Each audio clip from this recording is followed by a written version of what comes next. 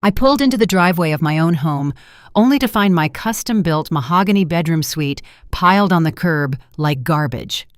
My 29-year-old daughter-in-law was upstairs in my master bedroom recording a video for the internet. She had painted my sanctuary neon pink and told me that because I was retired, I needed to move to the basement so she could have better lighting. She smiled in my face and told me to get out of my own room. She thought my age made me weak. She had no idea the house was not just a building, but a fortress of legal documents she had just violated. My name is Hattie, and I am 68 years old. Before I continue this story about the ultimate disrespect, let me know where you are watching from in the comments below. Hit like and subscribe if you have ever had to stand your ground against a family member who mistook your kindness for weakness. I had just spent 10 days at a luxury wellness retreat in Sedona. The trip was a gift to myself for decades of hard work. I spent my life building a real estate empire here in Atlanta. As a black woman breaking into the commercial property market in the 1980s, I had to be twice as smart and 3 times as relentless as anyone else in the room. I grew up in a small house in South Atlanta where my parents worked multiple jobs just to keep the lights on. Every dollar I made was a testament to their sacrifice. That house in Buckhead was my trophy. It was a sprawling estate with tall windows, manicured lawns, and a quiet elegance that reflected the peace I fought so hard to achieve. I left my son Darnell and his new wife Tiffany at the house to keep an eye on things while I was away. They were staying in the guest wing while they supposedly saved up for their own place. Tiffany came from a family of supposed wealth, but her parents had cut her off due to her massive credit card debt and her refusal to get a real job. She called herself a lifestyle influencer. I wanted to give them a head start, so I opened my doors and allowed them to live rent-free. That was my first mistake. When the private car service turned into my long driveway, I felt a knot form in my stomach. The afternoon sun was shining over the manicured oak trees, but something was terribly wrong. There, sitting right at the end of the driveway near the street, was a massive pile of furniture. As the car rolled closer, my breath caught in my throat. It was not just any furniture. It was my furniture.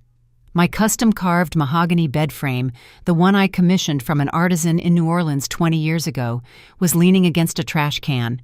The matching dressers, the vintage vanity where I sat every morning to prepare for my day, all of it was sitting on the concrete exposed to the elements. Trash bags filled with my designer suits, silk blouses, and cashmere sweaters were piled carelessly next to the wood. I saw the sleeve of the blue silk suit I wore to Darnell's law school graduation hanging out of a ripped black plastic bag. I saw my mother's antique floor lamp tossed onto the grass. I paid the driver, grabbed my overnight bag, and stepped out onto the driveway. My hands were shaking not from fear, but from a cold, blinding rage. I walked over to the vanity and saw that the custom mirror had been shattered. Pieces of glass were scattered across the driveway, reflecting the afternoon sun like broken diamonds. I walked up the stone steps to the front door. I unlocked it and pushed it open. The house felt different. The quiet sophistication I had carefully curated was gone. Instead, I heard the muffled, repetitive sound of loud pop music echoing from the second floor. It was coming from the east wing, my wing. I set my bag down on the marble floor of the foyer. Every step I took up the grand curved staircase felt heavy. I touched the oak banister, grounding myself, trying to process the level of invasion taking place under my roof. This was the home where I raised my son as a single mother. This was the home I paid for in cash. I walked down the long hallway toward the master suite. The heavy double doors were wide open. I stepped into the doorway and froze. The room was completely unrecognizable. My beautiful, calming ivory walls had been painted a blinding shade of bubblegum pink. The rich hardwood floors were covered by a cheap, fluffy white rug. Ring lights and camera tripods were set up everywhere, blocking the beautiful view of the gardens. My Egyptian cotton sheets and elegant bedding were gone, replaced by a tacky leopard print comforter thrown over a flimsy metal bed frame. And right in the middle of it all was Tiffany. She was wearing a bright pink workout set, doing some kind of synchronized dance in front of her phone. She was holding a makeup palette, twirling it around, and smiling widely for the camera. The smell of aerosol hairspray and cheap vanilla perfume hung heavy in the air, choking out the lavender scent I always kept in my room. The sheer audacity of the scene left me speechless for a brief moment. She had completely erased me from the space that I created. She did not just move my things, she eradicated my presence entirely. I stood in the doorway, my posture straight, my expression unreadable. I waited for her to finish her little performance. When she finally stopped the recording, she turned around and let out a small gasp. She saw me standing there. But instead of looking guilty or apologizing, her face quickly morphed into a smug, dismissive smile. "Oh, Hattie, you are back early," she said, her voice dripping with that fake sweetness she always used when she was about to say something completely out of line. I decided the lighting in the guest house was just too depressing for my brand. This room gets the absolute best afternoon sun for my content. I looked around the room, taking in the cheap paint, the plastic decorations, the absolute destruction of my sanctuary. "Tiffany," I said, my voice low and steady, "what have you done to my bedroom? Where are my things?" She rolled her eyes and sighed loudly as if I were a child asking a stupid question. "Well, Darnell said you were talking about downsizing anyway," she replied, waving her hand dismissively. "We are just helping you speed up the process. All your old lady stuff is outside. The trash collectors are coming tomorrow. Besides this, lighting is better for my brand. You are retired, Hattie. You do not need this much space anymore. The basement guest room is already set up for you. It is perfectly fine for someone your age. No stairs to climb." Darnell completely agrees with me. "So this is my room now. Get out." The words hung in the air. Get out! She was telling me to get out of the master bedroom of the house that I owned. The house that I paid the property taxes on. The house that stood as a testament to my survival and success in a world that constantly tried to tear me down. I looked at this 29-year-old woman. She had never worked a hard day in her life. She grew up with wealthy parents who handed her everything, and when the money ran out, she latched onto my son. I opened my home to her. I gave her a place to stay. And this was her repayment. I could have screamed. I could have walked over and smashed her expensive cameras to pieces. The old Hattie, the woman who had to fight tooth and nail for every inch of respect in the corporate world, would have physically dragged her out of that room. But I was not just a fighter anymore. I was a master strategist. I knew that reacting with violence or screaming would only give her exactly what she wanted. She wanted to record me looking like an angry, out-of-control older woman. She wanted to play the victim. I noticed the little red light blinking on one of her cameras. She was still recording. She was hoping for a reaction she could post online to gain sympathy from her followers and make me look like the villain. I took a deep breath, inhaling the smell of fresh, cheap paint that now coated my walls. I looked her up and down. She stood there with her arms crossed, a defiant look on her face waiting for me to explode. Instead, I smiled. It was not a warm smile. It was the kind of smile a predator gives before the trap snaps shut. "Is that right, Tiffany?" I said smoothly. "The basement." She blinked, clearly thrown off by my calm demeanor. "Yes, the basement," she snapped back, her confidence wavering just a fraction of a second. "It is better for you." I nodded slowly. I did not raise my voice. I did not give her the satisfaction of seeing my pain or my anger. "I see," I replied. "Well, I hope you enjoy the natural lighting today." I turned around and walked out of the room. I walked down the hall and descended the grand staircase. My heart was pounding against my ribs, but my mind was incredibly clear. I walked straight to my private study, the one room she had not dared to touch yet, and locked the door behind me. I sat down at my heavy mahogany desk and opened my laptop. She thought she had won. She thought because Darnell was her husband, she had some kind of legal right to my property. She thought I was just a tired old woman who would roll over and accept the disrespect to keep the peace in the family. She did not know that the deed to this house was not simply in my name.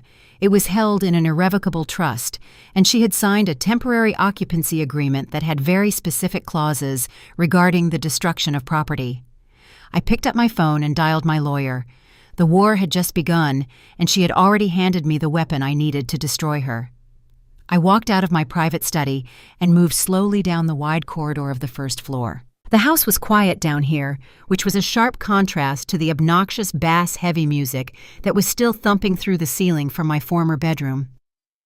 I was looking for my son Darnell. I needed to look him in the eye and see if he had any part in the circus that was unfolding upstairs. Darnell was 38 years old, a corporate lawyer who had just made partner at a prestigious firm in downtown Atlanta. I raised him to be a strong and intelligent black man. I worked 80-hour weeks when he was a child so he could attend the absolute best private schools in the state. I paid his tuition at Morehouse College, and then I funded his law school education completely out of my own pocket. I did all of this so he would never have to bow his head to anyone, and so he would understand the value of hard work and respect. I expected him to be my defender. I expected him to protect the empire I built for us. As I walked past the gallery wall in the hallway, I looked at the framed photographs documenting his life. There was Darnell in his Little League uniform. There he was holding his college diploma. There was the two of us standing in front of this very house the day I bought it in cash. I remembered how proud he was of me back then. But the man I found sitting in my custom-built gourmet kitchen a few moments later did not look like the proud son from those photographs. Darnell was sitting on a velvet bar stool at the massive marble island. He was staring blankly at his laptop screen, wearing an expensive cashmere sweater that I had bought him for Christmas. He looked up when he heard my footsteps on the hardwood floor, and I saw a sudden flash of guilt cross his eyes before he quickly looked back down at his screen. He started typing rapidly, pretending to be deeply engrossed in his work. I walked over and stood directly across from him at the edge of the kitchen island. I looked at the boy I had given my entire youth to, Darnell. I said, my voice incredibly steady, but carrying the heavy weight of a gathering storm. Your wife has removed all of my antique furniture from the master suite and placed it out on the driveway like garbage. She has painted my walls bright pink, and she has just informed me that I am to live down in the basement. I stood completely still and waited for the shock to hit him. I waited for him to jump up from his stool, slam his laptop shut, and march upstairs to demand respect for his mother. I wanted to see the righteous anger of a son defending his family home, but he did none of those things. Instead, he let out a long, heavy sigh and rubbed the back of his neck with his hand. He did not even have the courage to look me in the eye. He just kept staring down at the polished granite countertop. "Come on, Mom," he mumbled, his voice lacking any of the sharp authority he supposedly used in the courtroom. "Tiffany told me you might overreact to the changes. We already talked about this. You know how important her social media brand is right now. She is under a lot of pressure to produce daily content, and the natural light in your room is just much better for her videos. You really have to try to see things from her perspective." I felt a cold, terrible chill run down my spine. I stared at him, trying desperately to recognize the man sitting in front of me. Overreact. I repeated the word very slowly, letting it hang in the quiet air between us. Darnell. My custom mahogany bed is sitting on the curb right now. My expensive clothing is stuffed into black trash bags. You are telling me that you knew your wife was going to do this to my belongings. He finally looked up, and there was an irritating look of annoyance on his face, as if I were a stubborn child interrupting his busy day. He leaned forward and crossed his arms, trying to use that condescending, patronizing tone that men use when they want to make a woman feel like she is losing her mind. "Mom, you are being incredibly difficult right now," he said, shaking his head. "You are always so inflexible and stuck in your old ways. You have to realize that you are retired now. You do not need a massive suite with a private balcony and a huge walk-in closet. Tiffany and I are trying to build a modern life here. We are actively trying to start a family. We need the space much more than you do." He paused to take a sip of his sparkling water before continuing his lecture. "The basement guest room is perfectly fine for you," he said, waving his hand dismissively toward the hallway. "It is fully furnished, and you will not have to climb the stairs anymore, which is better for your knees anyway. We are just trying to keep the peace and make things work for everyone in this house. You always talk about supporting family, so why are you making this so hard on us?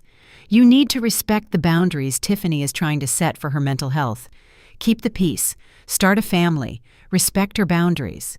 The ridiculous therapy words hit me like physical blows to the chest.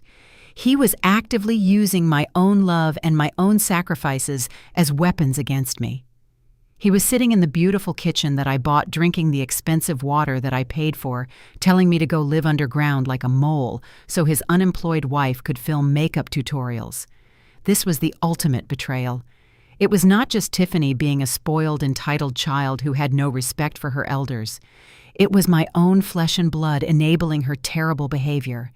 I realized in that agonizing moment that Darnell was completely and utterly under her control. She had systematically manipulated him and gaslit him into believing that I was the villain in this story. She had somehow convinced a brilliant lawyer that my standard expectation of basic respect was actually me being toxic and difficult. She had convinced him that her blatant destruction of my property was somehow a necessity for their hypothetical future children. I looked at the dark circles under his eyes and the slight nervous tremble in his hands. He was a weak man masquerading as a powerful attorney. He was terrified of his own wife, and he was willing to throw his mother to the wolves just to avoid an argument with her. If I argued with him right now, he would just dig his heels in deeper. He would run right back upstairs to Tiffany and tell her that his mother was indeed being unreasonable and aggressive. I could not win this battle with shouting or tears or emotional pleas. I was a black woman who had fought against racist banks and greedy developers to build a real estate empire in the South. I did not get to where I am by losing my temper when the enemy showed their hand. I won my battles by staying perfectly calm and letting them walk blindly into a trap of their own making. I smoothed the front of my silk blouse and took a slow, measured breath. "You know what, Darnell," I said, my voice completely flat and devoid of any emotion whatsoever. "You are absolutely right. I am retired, and I certainly do not need all of that empty space up there. If moving to the basement will help you and Tiffany start your family and keep the peace in this household, then the basement is exactly where I will go." I watched the absolute shock register on his face. He had braced himself for a massive argument.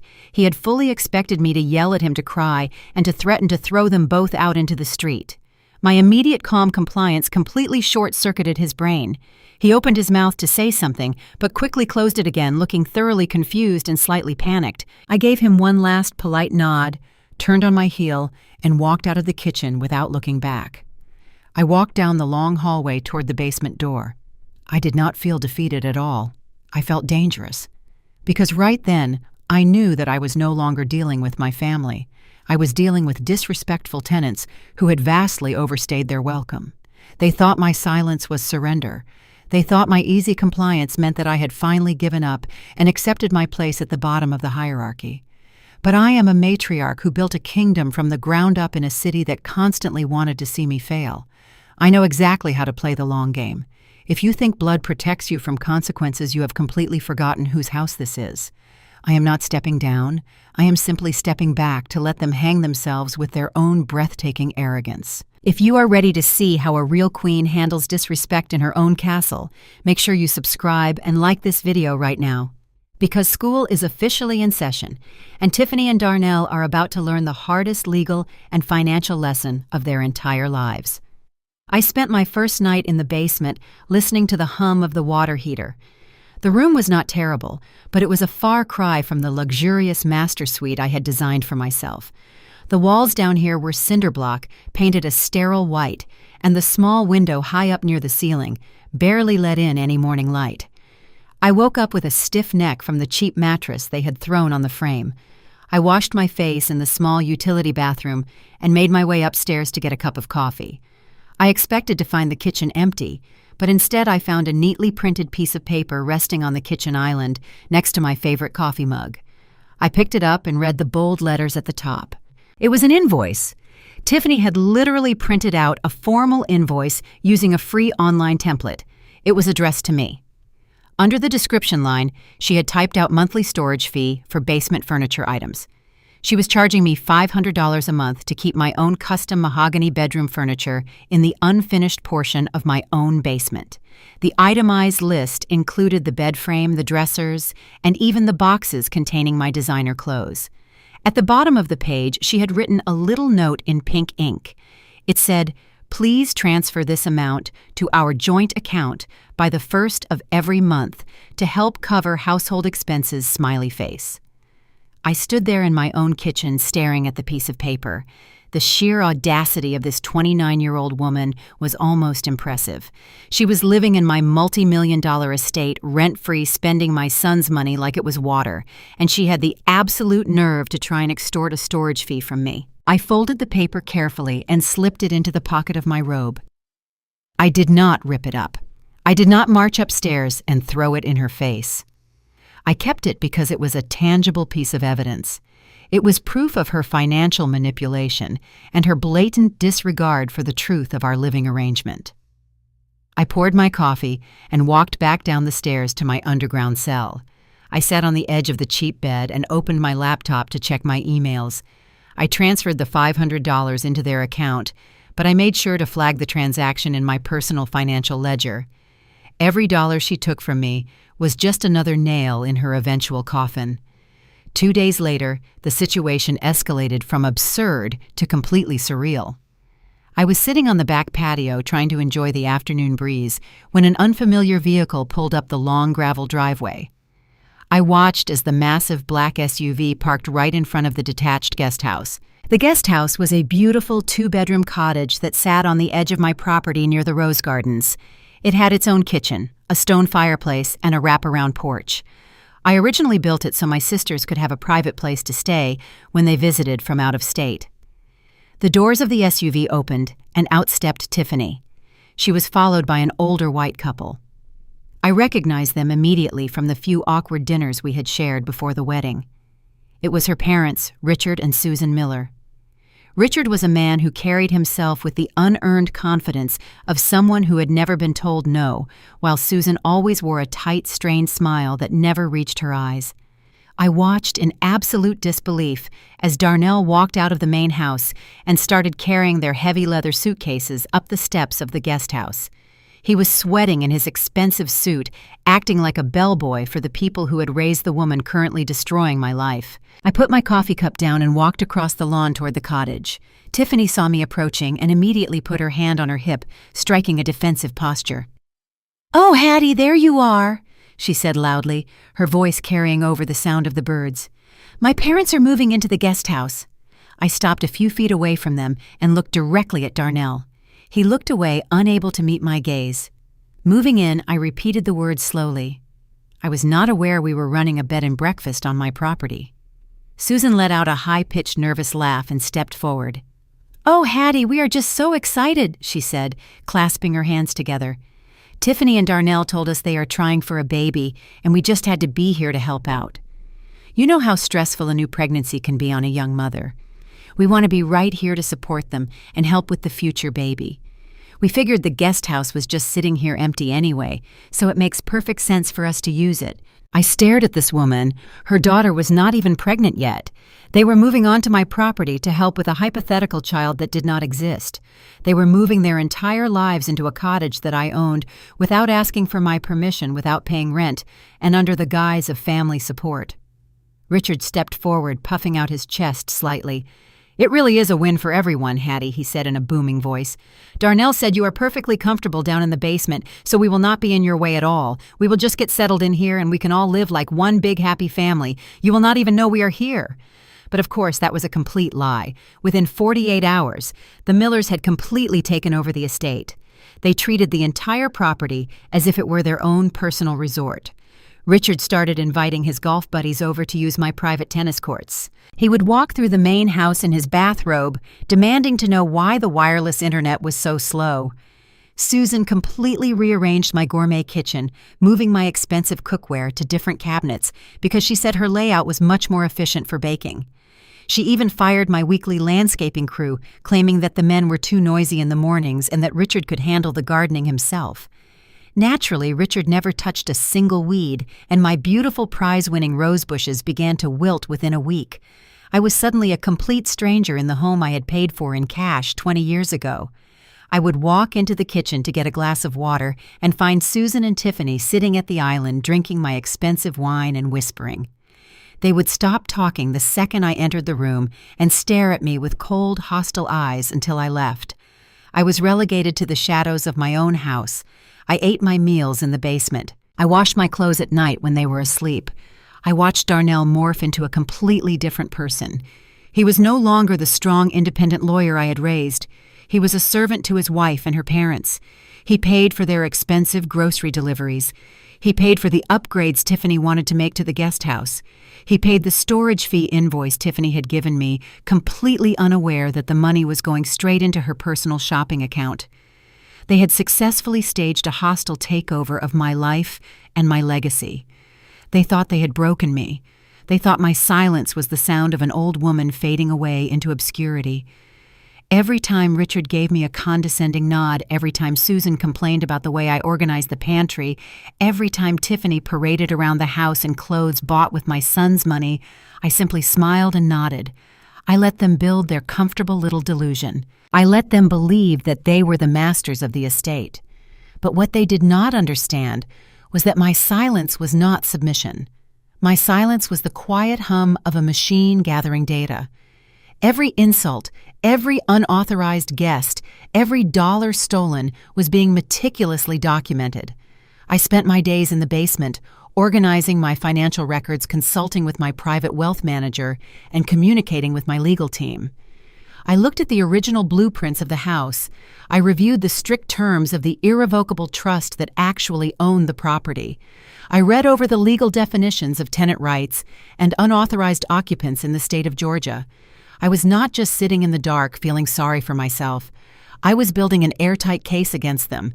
I was preparing to drop a legal bomb that would shatter their entitled world into 1,000,000 tiny pieces. They were so blinded by their own arrogance that they never bothered to look beneath the surface. They assumed that because I was a black woman in her late 60s, I must be ignorant of complex property laws. They assumed Darnell held all the power because he was the man of the house. They were so incredibly wrong. They were playing checkers while I was moving the final pieces into place for a devastating game of chess. The disrespect was reaching a boiling point. On Friday evening, Susan Miller decided to host a formal dinner. She went into my china cabinets and pulled out the delicate gold-rimmed plates that I only used for Thanksgiving. She cooked a bland, baked chicken dish that completely lacked any seasoning. I sat near the end of my massive, custom-built oak table, while Richard Miller confidently took his place at the head of the table. He sat in my chair, pouring himself a glass of my expensive red wine and taking a long, loud sip. Darnell sat across from me looking exhausted, while Tiffany sat next to him, wearing a designer dress paid for by my son. The air in the room was thick with unspoken tension. The only sounds were the clinking of silver forks against the fine porcelain and Richard's heavy breathing as he chewed his food. I slowly cut a piece of my chicken and chewed it methodically, refusing to show any signs of discomfort. Richard cleared his throat and leaned back in my chair, wiping his mouth. "You know, Hattie," he started, his voice booming across the table, "you really have a massive piece of property here. It is a prime location. But I was telling Tiffany earlier today that the house itself is just incredibly dated. It feels very heavy and old-fashioned. If you knocked down these walls and opened up the floor plan, you could probably increase the market value. Of course, you would need a completely new aesthetic to attract modern buyers." I placed my fork down on my plate gently. I looked at Richard. He was a man who had squandered his own inherited wealth on terrible business ventures, and yet he sat at my table drinking my wine, acting like a king. He had absolutely no right to critique the empire I built from nothing with my own bare hands. I looked over at Darnell, hoping he would finally defend the home he grew up in, but Darnell just kept his eyes glued to his plate, too afraid to speak up. Tiffany chimed in, her voice high and eager. "Oh, absolutely," she said, reaching over to touch Darnell's arm. "If we brought in a modern design team, we could transform this whole place. We could rip out all this dark wood and replace it with clean white marble. It would look amazing on my social media channels. It would finally look like a house that belongs in the new upscale Atlanta instead of a dusty old museum." They were erasing the monumental struggle that went into acquiring every single brick of this estate. I placed my crystal water glass back down on the table. The sharp click of the glass against the wood made everyone pause and look at me. "You want to rip out the dark wood?" I asked, my voice dangerously quiet, but echoing clearly in the large room. "You want to make it look like it belongs in the new upscale Atlanta?" "Yes, exactly," Tiffany said, nodding enthusiastically, completely missing the lethal tone in my voice. "It just needs a fresh, young perspective." "Let me tell you a little story about this dusty old museum," I said, locking my eyes directly onto Tiffany. "When I bought this land 30 years ago, there was no new upscale Atlanta. This entire area was just dirt and pine trees. The banks did not want to lend money to a single black mother trying to break into commercial real estate.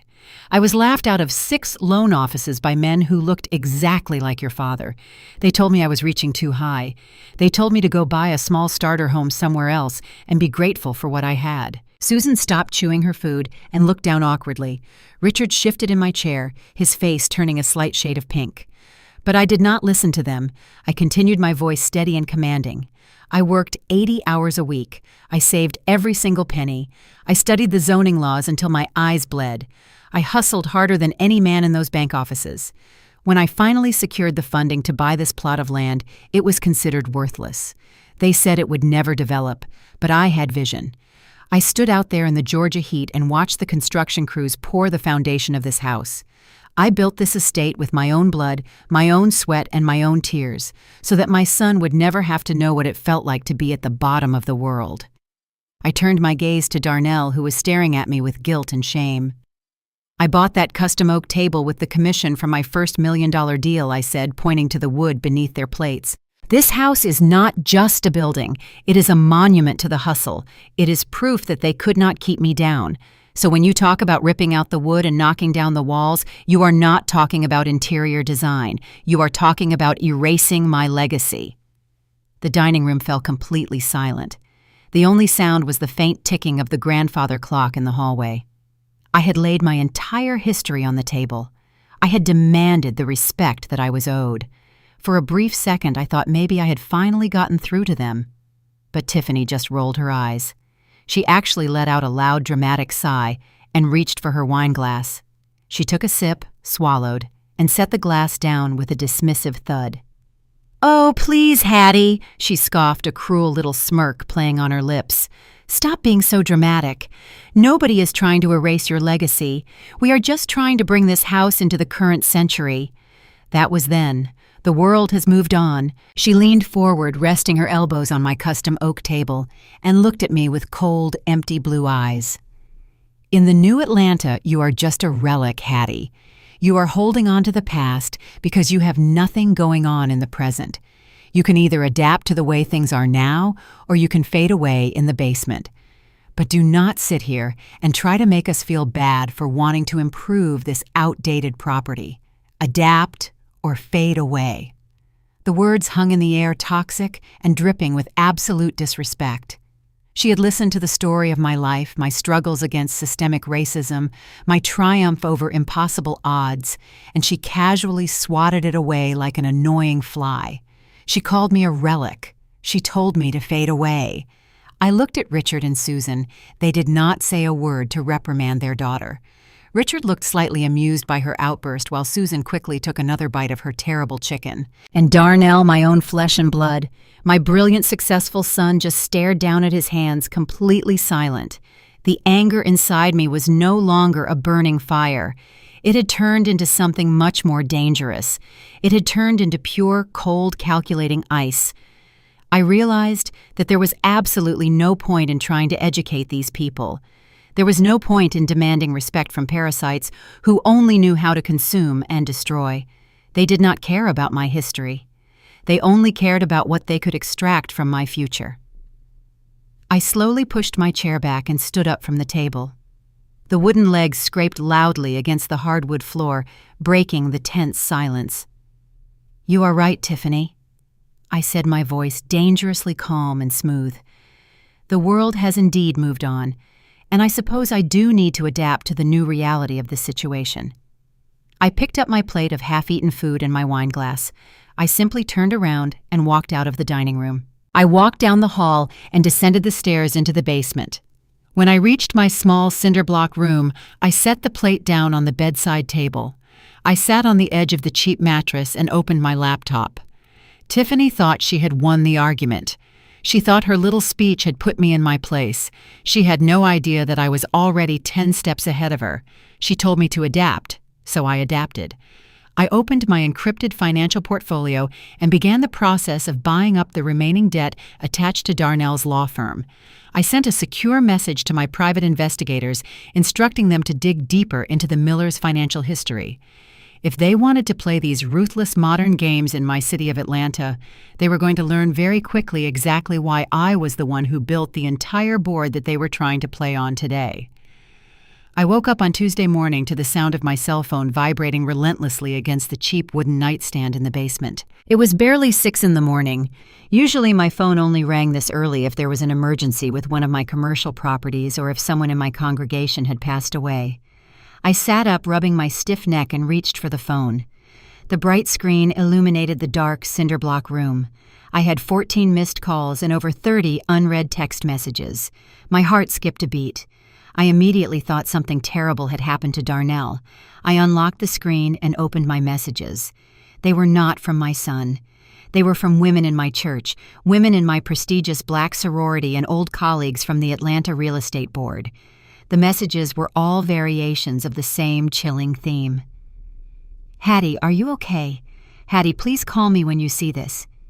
Hattie, I just saw the video, and I am so incredibly sorry you are going through this.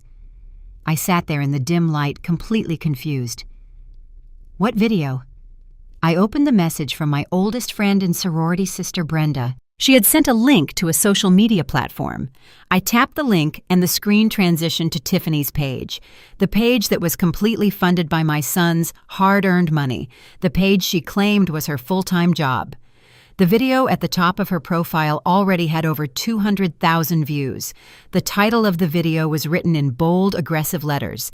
It read, "Dealing with my toxic, senile mother-in-law." I felt a cold knot form in my stomach as I pressed play and watched the absolute destruction of my personal reputation unfold in high definition. Tiffany was sitting on my custom velvet sofa in the main living room. She was wearing a perfectly oversized beige sweater, holding a steaming mug of coffee, with both hands looking like the picture of gentle innocence. Her blonde hair was pulled back into a messy bun, and she had deliberately applied her makeup to make herself look exhausted and stressed. She looked directly into the camera and let out a long, trembling sigh before she started speaking. "Hi, guys," she said, her voice thick with fake emotion. "I wanted to come on here and be super vulnerable with you all today. Things have been really hard behind the scenes lately. As you know, Darnell and I are trying to build our lives and start a family, but we have been dealing with a really difficult family situation." She paused, biting her bottom lip as if trying to hold back tears. "It is my mother-in-law," she continued. "Her cognitive health has been declining so rapidly, and it has turned her into a completely different person. She has become so aggressive and hostile toward me and my parents.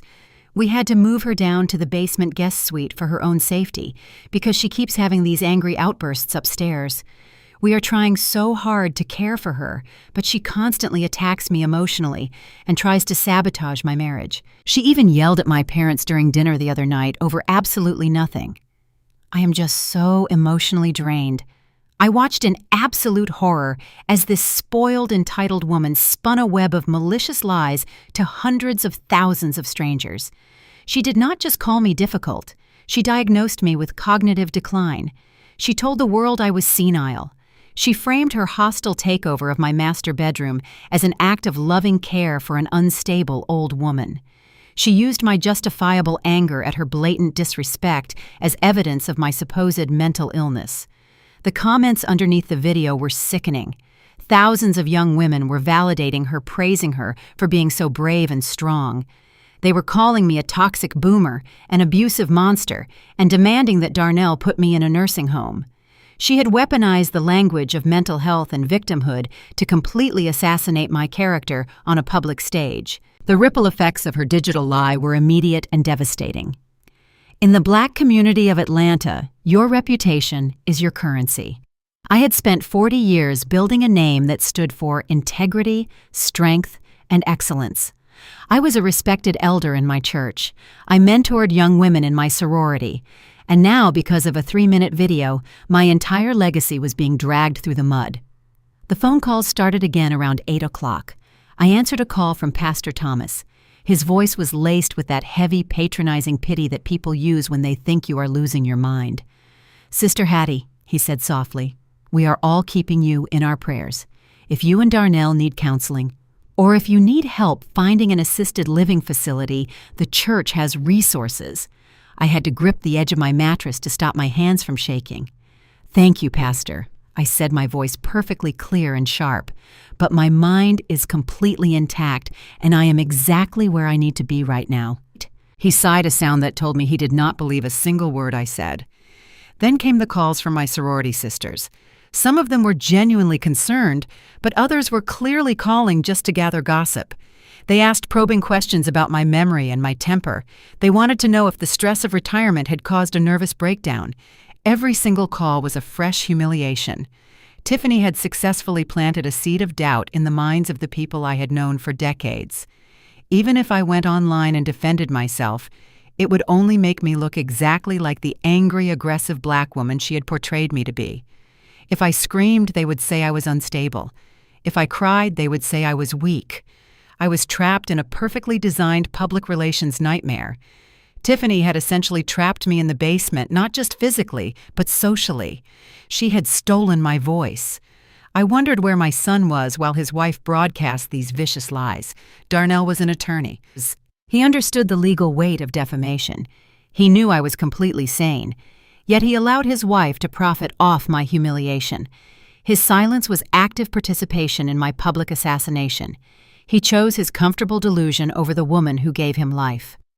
I hung up the phone after the fifth exhausting conversation and placed it face down on the nightstand.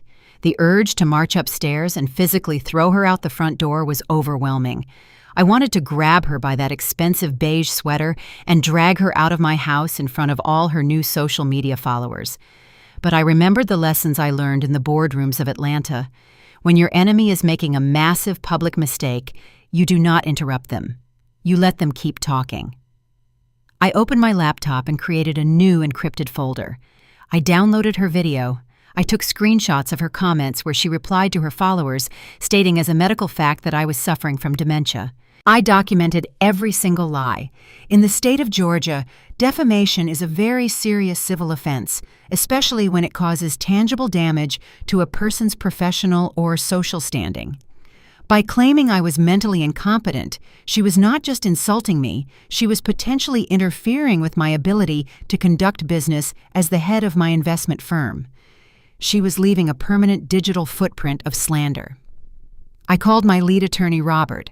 I did not ask him about feelings or family dynamics. I simply asked him to prepare a comprehensive defamation suit alongside the eviction notices we were already drafting. I sent him the video files and the screenshots. He was absolutely astounded by her stupidity. "She is handing you the hammer to destroy her own life," he said over the phone. "I know," I replied, staring at the cinder block wall. "Let her keep building her coffin." Later that afternoon, I walked upstairs to the kitchen to get a glass of iced tea. Tiffany was sitting at the marble island, laughing loudly into her phone. Her mother, Susan, was standing next to her, slicing up some fresh fruit that I had paid for. They both stopped and looked at me as I entered the room. Tiffany tilted her head, giving me a sickeningly sweet smile of fake sympathy. "Good afternoon, Hattie," she said loudly, as if speaking to someone who was hard of hearing. "Did you have a good nap? Are you feeling calm today?" I poured my tea slowly. I did not glare at her. I did not raise my voice. I looked at her with the serene confidence of a woman who held the absolute power of life and death over her entire fraudulent existence. "I am feeling incredibly clear, Tiffany," I said smoothly. "You have a wonderful day now." I walked back down to my basement. She thought my silence was the silence of a defeated, senile woman. She had no idea it was the silence of a predator waiting for the perfect moment to strike. The smear campaign was painful, but it was the final piece of evidence I needed. The trap was fully set, and she was standing right in the middle of it, completely oblivious.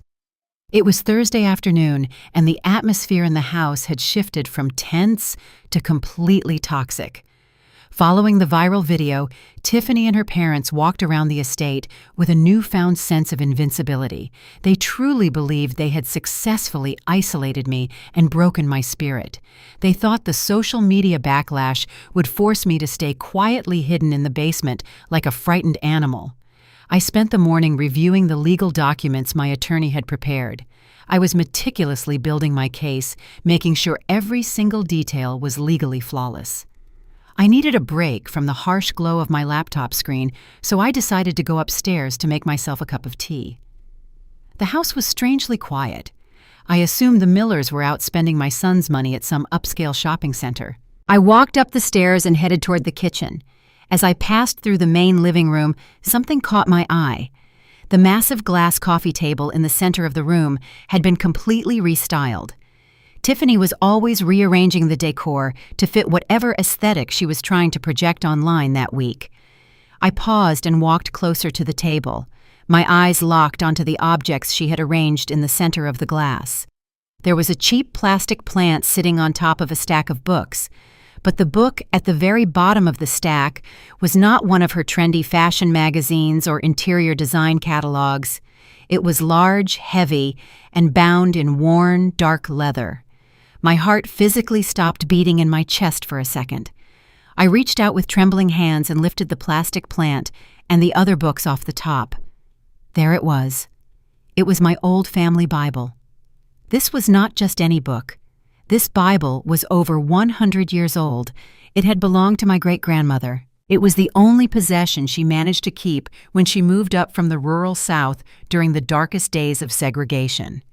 Inside the front cover, the names and birth dates of 4 generations of my family were written in faded black ink.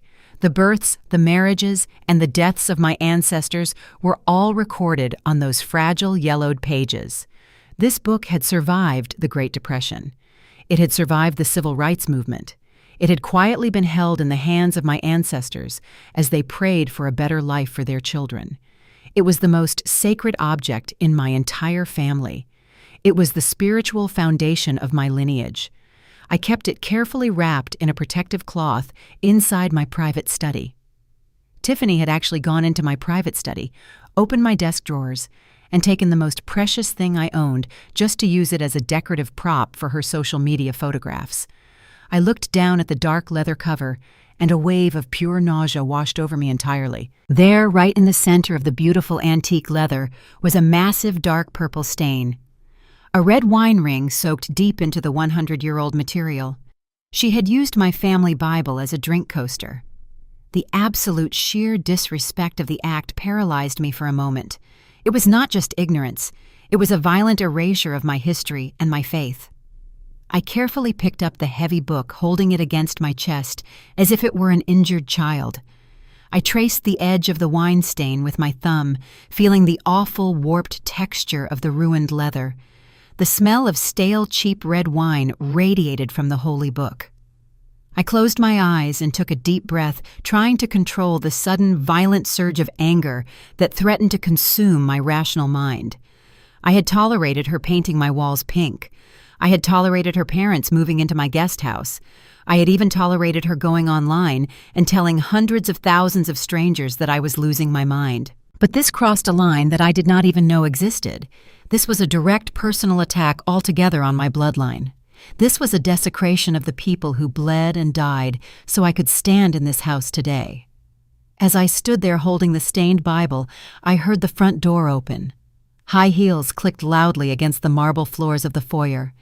Tiffany and her mother Susan walked into the living room carrying several expensive shopping bags. They stopped dead in their tracks when they saw me standing by the coffee table holding the book. Tiffany dropped her shopping bags onto one of my custom velvet chairs and let out an annoyed, deep, loud sigh. "What are you doing out here, Hattie?" she asked, her tone immediately defensive and sharp. "I thought we agreed you would stay downstairs while we had guests over this evening." I slowly turned my head to look at her. I did not raise my voice. I did not scream. But the look in my eyes must have been terrifying because her mother took a slow step backward toward the hallway. I held up the heavy leather Bible so she could see the dark purple wine ring staining the cover. "You went into my private study?" I said, my voice suddenly dropping to a low, dangerous whisper. You took my great-grandmother's Bible, and you used it as a coaster for your cheap red wine." Tiffany rolled her eyes dramatically and crossed her arms over her chest. "Oh my God, Hattie, please stop being so dramatic about an old book," she scoffed. "It is literally just an old, dusty book that was sitting in a drawer doing nothing." I needed something thick to give the coffee table arrangement some height for my photo shoot yesterday. I accidentally spilled a little bit of my drink on it while I was editing my daily videos. It is really not a big deal. I can buy you a brand new one from the bookstore tomorrow if you are going to be this obsessive about it. I stared at this shallow, empty woman. She truly believed that everything in the world was replaceable with a quick trip to the mall. She had absolutely no concept of heritage, of legacy, or of sacredness. She was a hollow shell of a human being driven only by vanity and greed. "You cannot buy a new one," I said softly, "because a new one does not hold the many tears of my ancestors. A new one does not hold the history of my family. You have desecrated something you could never possibly understand." Susan stepped forward, trying to play the peacemaker with her usual fake smile. "Now, Hattie, let us not get worked up over spilled milk," she said nervously. "Tiffany said she was sorry. We can try to use some club soda on the leather to get the stain out." I looked at Susan with such intense disgust that she immediately stopped talking and looked down at the hard floor. I did not say another word to either of them. There was absolutely nothing left to discuss. There was no argument to be won here. They were completely beneath my contempt. I held the Bible tightly against my chest and walked past them. I did not look back as I walked down the hallway and descended the stairs to the basement. Once I was inside my small cinder-block room, I sat on the edge of the bed and gently wiped the cover of the Bible with a soft, dry cloth. I traced the faded names inside the cover, drawing strength from the incredibly brave women who came before me. They had survived far worse monsters than Tiffany Miller. I carefully wrapped the Bible in a thick silk scarf and placed it inside my leather tote bag. I changed out of my house clothes and put on my sharpest black tailored suit. I pinned my hair back perfectly. I put on my favorite pearl earrings. I looked in the small mirror and saw the matriarch staring back at me. The time for gathering evidence was over. The time for sitting quietly in the basement was over. They had awoken something deep and unforgiving inside of my soul right now today. I grabbed my car keys and my leather tote bag. I walked back upstairs and out the front door without saying a single word to anyone in the house. I walked over to my Mercedes and slid into the driver's seat. I placed my bag containing the family Bible gently on the passenger seat next to me. I started the engine and drove down the long, winding driveway, leaving the estate behind me. I merged onto the highway, heading straight toward downtown Atlanta. I was not going to the grocery store today anymore. I was not going to a church meeting. I was heading to a private executive office building in the financial district. I had a meeting with the board of directors of my investment firm and my lead attorney. Tiffany told me to stop being dramatic about an old book. She was about to find out exactly just how dramatic a wealthy black matriarch could be when her family legacy was threatened. The total destruction of her fake internet empire was officially in motion. Today, I was taking back my home, my dignity, and my absolute respect. The ultimate trap was set, and she would never escape it. I drove through the bustling streets of downtown Atlanta, feeling the heavy weight of my family Bible resting safely on the passenger seat beside me. The towering glass skyscrapers reflected the bright afternoon sun, but none of them intimidated me at all. I knew these streets better than anyone else in this city. I pulled my sleek Mercedes into the private underground parking garage of the massive Pearson Tower. Most people in my social circle assumed I simply lived off a generous retirement fund and the quiet sale of a few commercial properties over the past couple of years entirely. Darnell and Tiffany certainly believed that my wealth was finite and easily accessible to them once I passed away eventually. They had absolutely no idea that Pearson Holdings, the investment firm I built from the ground up, was one of the quietest and most powerful real estate entities in the entire state of Georgia. I parked in my reserved executive spot and took the private elevator straight up to the very top floor. The polished steel doors slid open to reveal a pristine reception area where my loyal assistant gracefully greeted me with a warm and very respectful smile today. I walked past her desk and pushed open the heavy mahogany doors of the main boardroom. Sitting around the massive, polished granite table were the three men who helped me manage my massive empire. There was Robert, my lead attorney Marcus, my chief financial officer, and David, my senior property manager. They all stood up respectfully the exact moment I entered the room. I took my seat at the head of the table and placed my leather tote bag on the floor next to me safely. I did not waste any time with empty pleasantries or casual small talk today. I looked directly at Marcus and asked for the comprehensive financial audit I had requested earlier that week. Marcus opened his thick leather binder and handed me a large stack of detailed financial reports immediately. "Hattie, we have completed the deep dive into Darnell's personal finances just as you asked," Marcus said, his voice steady but carrying a note of genuine concern for me. "The financial situation is significantly worse than we initially anticipated when we began this investigation earlier." I looked down at the documents and felt a sudden, sharp sting of deep disappointment in my only beloved son. Darnell was a successful corporate lawyer, pulling in a highly lucrative salary every single month. He should have been completely financially invincible, but as I read through the itemized credit card statements and bank records, the horrifying truth of his marriage became completely undeniable to me. Tiffany had systematically drained his personal accounts and completely destroyed his excellent credit score in less than 2 short years. She had opened multiple high-limit credit cards in his name solely and maxed every single one of them out without any hesitation whatsoever. The listed charges were absolutely ridiculous and deeply infuriating indeed. There were tens of thousands of dollars spent on designer handbags, luxury shoes, and incredibly expensive skincare routines. There were massive bills from exclusive luxury resorts in Miami and Los Angeles, where she flew first class to film her useless internet videos. Marcus pointed out several recurring monthly charges to international digital marketing firms. She was literally using my son's hard-earned money to buy fake followers and artificial engagement for her social media accounts to make herself look like a highly successful influencer online. She was a complete financial parasite, bleeding him dry to fund a digital illusion constantly. "How deep is the financial hole?" I asked, keeping my voice perfectly level, despite the immense rage boiling fiercely inside my chest. Marcus adjusted his glasses carefully and looked at the final page of the detailed financial report. Between the maxed-out credit cards, the huge personal loans, and the unpaid luxury car leases they are currently carrying just over $200,000 in unsecured personal debt, he replied gravely. "The compound interest rates are absolutely astronomical right now. Darnell is barely covering the minimum monthly payments with his current law firm salary every single pay period, unfortunately, today. If he misses even one payment, the entire house of cards will completely collapse, and the major banks will start garnishing his professional wages immediately." I sat back in my leather executive chair and let the terrifying numbers sink deeply into my mind. $200,000 of toxic debt for a woman who absolutely refused to work a single day in her entire adult life. Darnell was drowning rapidly, and instead of asking his own mother for sound financial advice, he had allowed his terrible wife to convince him to steal my bedroom and attempt to seize my estate. He foolishly thought he could successfully solve his massive financial crisis by bullying me out of my own home and taking over my valuable assets. The sheer cowardice of his desperate strategy was almost as highly offensive as the massive debt itself.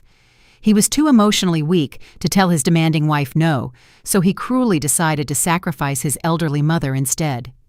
David, my senior property manager, cleared his throat politely and slid another thick file across the polished granite table toward me. "There is another major layer to this deeply troubling situation, Hattie," he said very softly indeed. "I extensively reviewed the commercial lease agreements for the downtown office spaces we currently manage. Darnell's prestigious law firm recently renewed their 10-year lease for their executive offices on Peachtree Street last month. As you already know, Pearson Holdings recently acquired that specific commercial building through a subsidiary shell company late last year. Darnell has absolutely no idea that his firm pays their expensive monthly rent directly to you." I looked at the commercial lease agreement, and a cold, calculating smile spread slowly across my face.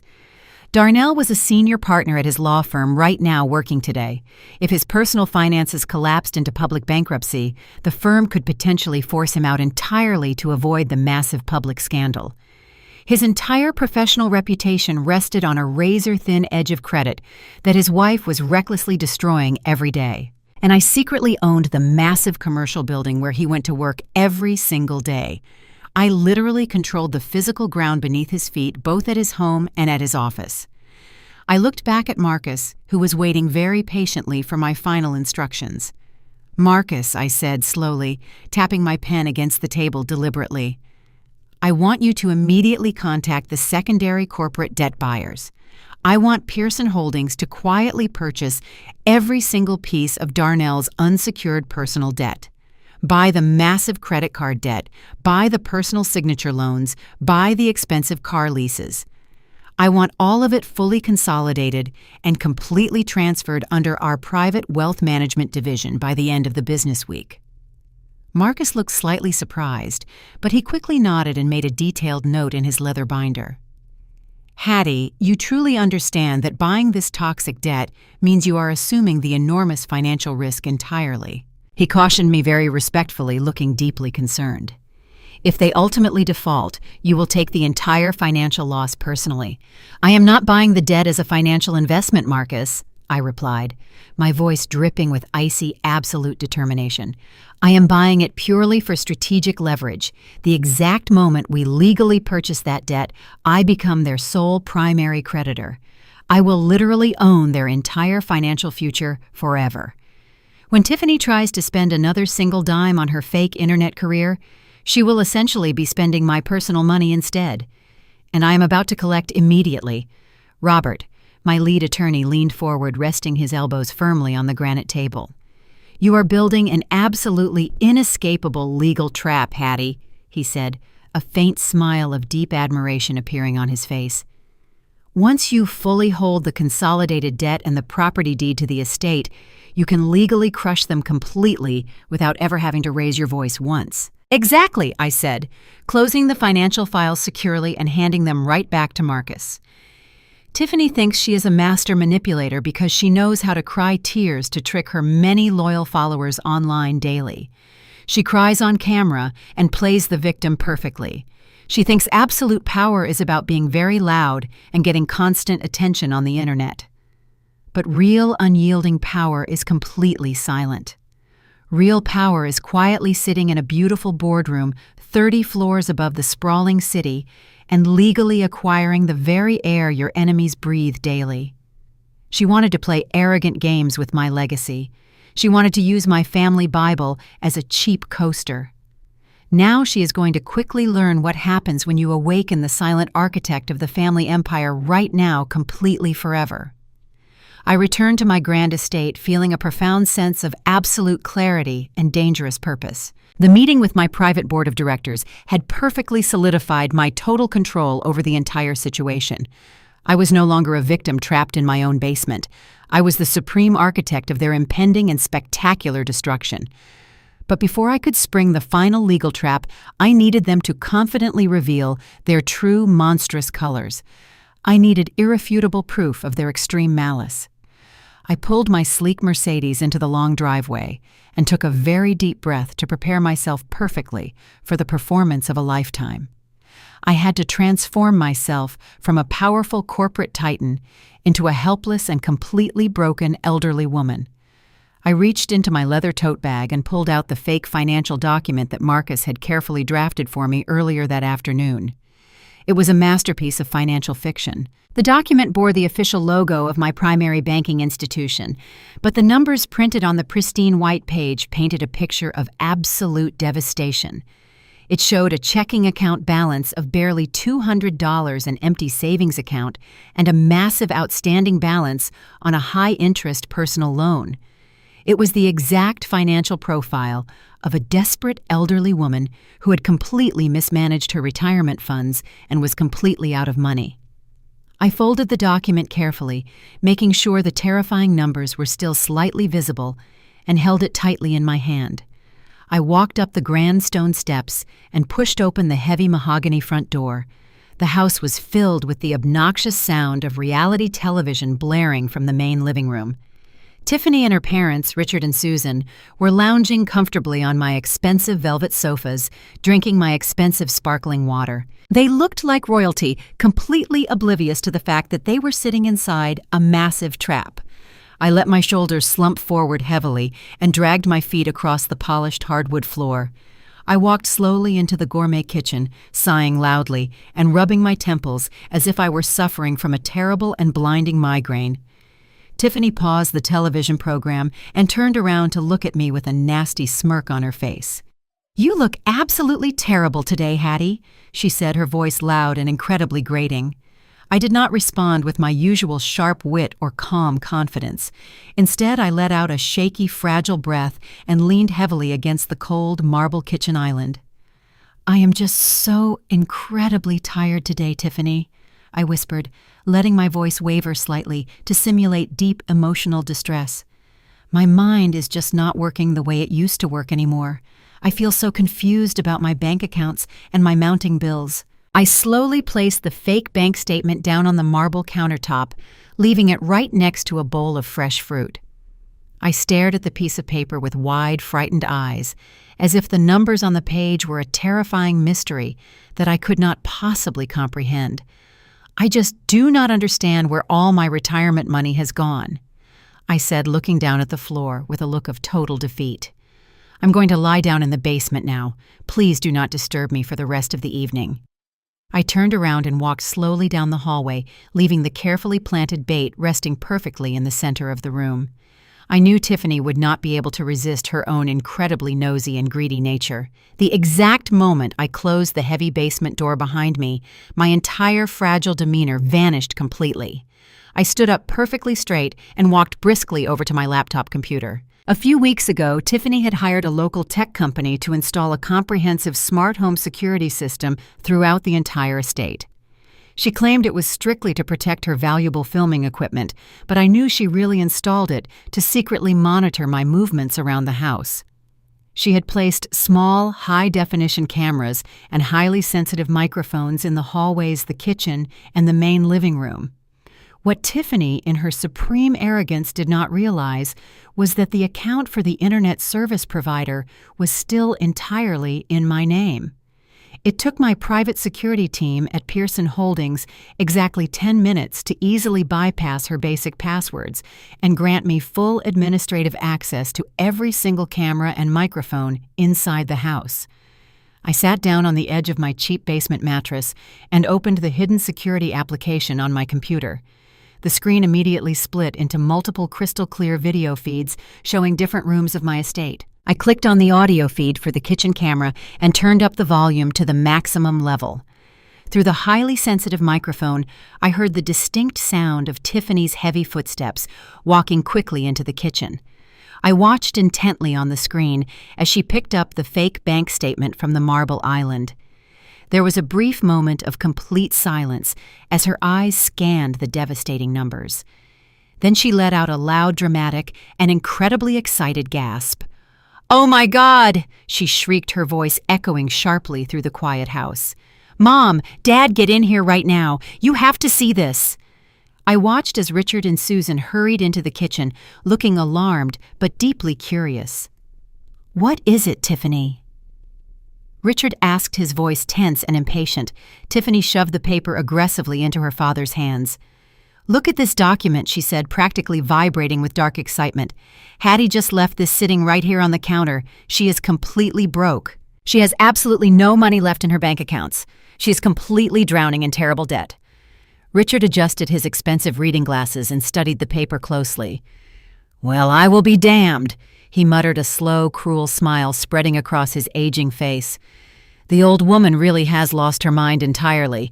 She blew through her entire retirement fund." Susan leaned over his shoulder to look closely at the printed numbers. "This is a massive financial disaster," Susan said, though she did not sound genuinely upset at all. "If she is completely out of money, who is going to pay the expensive property taxes on this massive house? We absolutely cannot afford to maintain this estate on Darnell's salary alone, especially with a new baby coming so soon." Tiffany crossed her arms and leaned against the marble island, tapping her manicured nails against the smooth stone surface. "We are certainly not paying for her stupid mistakes," Tiffany stated coldly and firmly. "Darnell is already completely stressed out about our own finances right now. If she is broke, we need to get her out of this house immediately before she drags us all down with her. We need to put her in a permanent nursing home right away." Richard nodded in strong agreement, setting the paper back down on the counter. "She did say her mind was completely slipping today," he noted thoughtfully. "She looked completely disoriented and helpless when she walked in here earlier. We could easily make the legal case that she is no longer capable of living independently on her own. If we get Darnell to sign over a full power of attorney, we can take total control of the estate and move her into a locked facility permanently." Susan frowned slightly, tapping her chin in deep thought. "But Richard, those nice private assisted living facilities cost thousands of dollars every single month. If she has absolutely no money left, who is going to pay for that expensive care? We certainly are not going to use Darnell's paycheck to put her in a luxury retirement home." Tiffany laughed, a harsh, ugly, and utterly heartless sound that sent a brief chill down my spine. "Are you kidding me, Mom?" she scoffed loudly. "We are absolutely not putting her in a nice private facility. There are plenty of underfunded state-run nursing homes in the poorer counties that take elderly residents on government assistance. They are practically free, and they will take anyone." I sat in the dim light of the basement, quietly listening to this truly monstrous conversation unfold in real time. They were literally planning to dump me into an underfunded state-run facility just to get me completely out of their way. State nursing homes in Georgia were highly notorious for terrible living conditions, severe understaffing, and horrible daily neglect. They knew exactly what kind of awful places those were, and they simply did not care at all. They were actively plotting to strip me of my dignity, my home, and my basic human rights, simply because they believed I had no money left to benefit them financially. Richard rubbed his hands together, looking incredibly pleased with this evil and deeply cruel plan. "That is actually a brilliant idea, Tiffany," he said, smiling broadly. "We find a low-cost state facility a few hours outside of Atlanta. We tell Darnell it is the only viable option since she completely mismanaged her retirement funds. Once she is officially out of the house, we can finally start the massive renovations we discussed. We can knock down those old walls and turn this place into a real modern mansion. We will have the entire sprawling estate to ourselves forever." Susan smiled brightly, nodding eagerly in agreement. "And we will not have to deal with her sneaking around the kitchen or leaving her old dusty books on the coffee table anymore," she added happily. "It is really the absolute best solution for everyone involved here. She will get the round-the-clock care she obviously needs, and we will finally get our total privacy." I calmly pressed the bright red record button on the smart home application. The sophisticated software instantly began capturing the high-definition video and the crystal-clear audio of their entire horrific conversation.